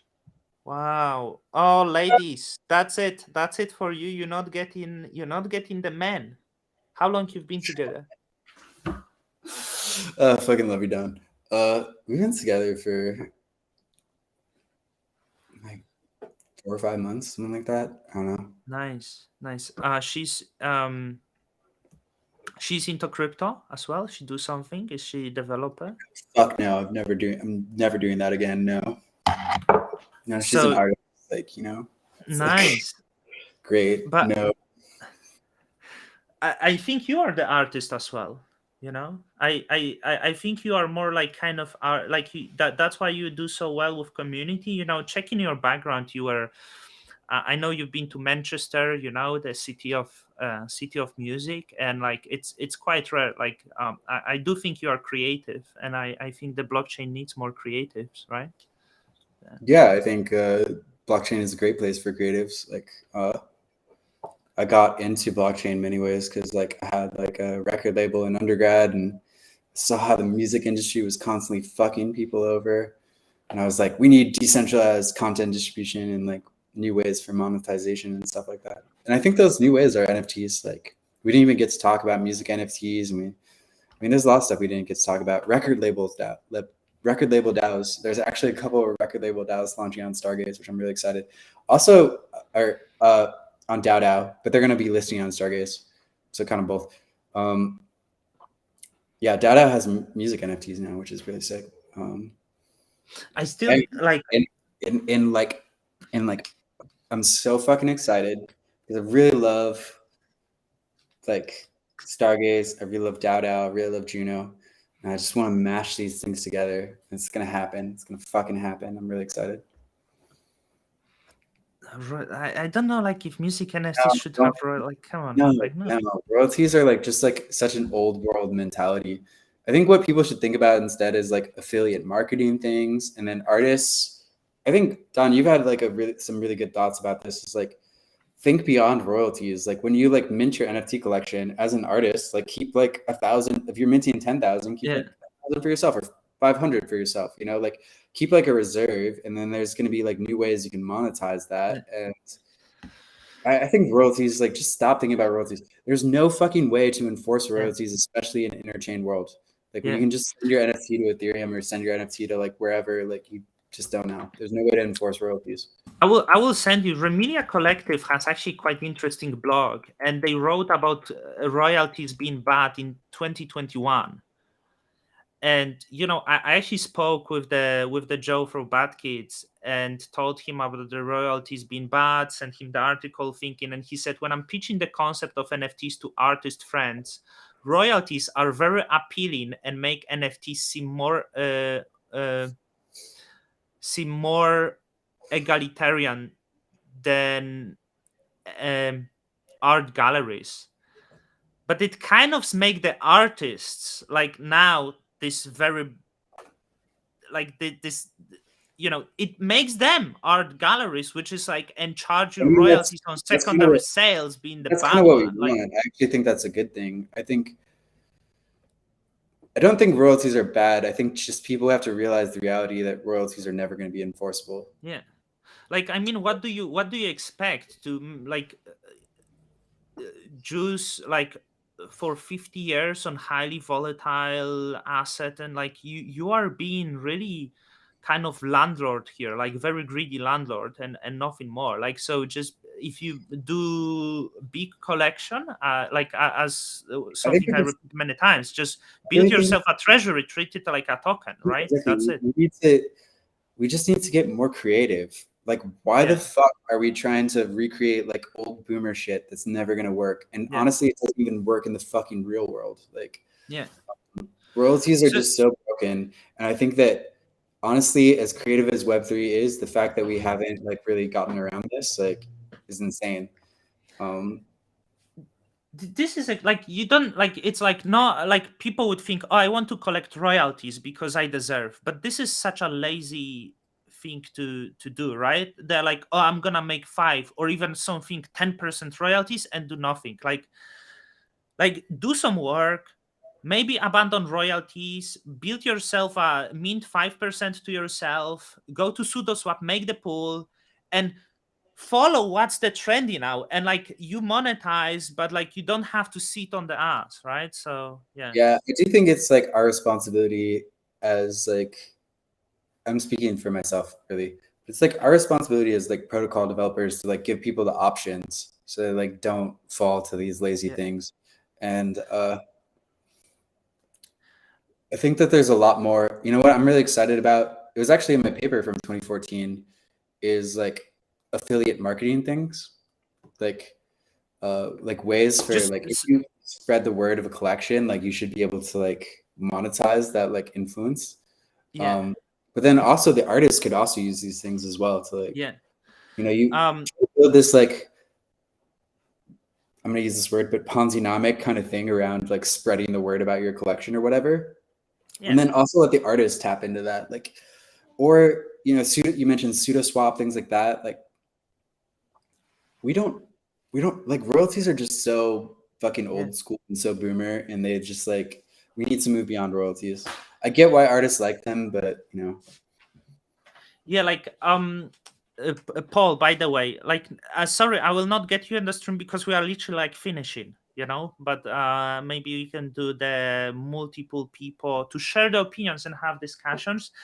But like, you know, it's not about expecting creators to be traders, but like, you know, you don't need to think much when it comes to pseudoswap, and you don't need to like make creators literally like horrible landlords juicing on the community, because community is equally, I tell you something, Bad Kids community is equally responsible for the success of the Bad Kids as its creator. I shield.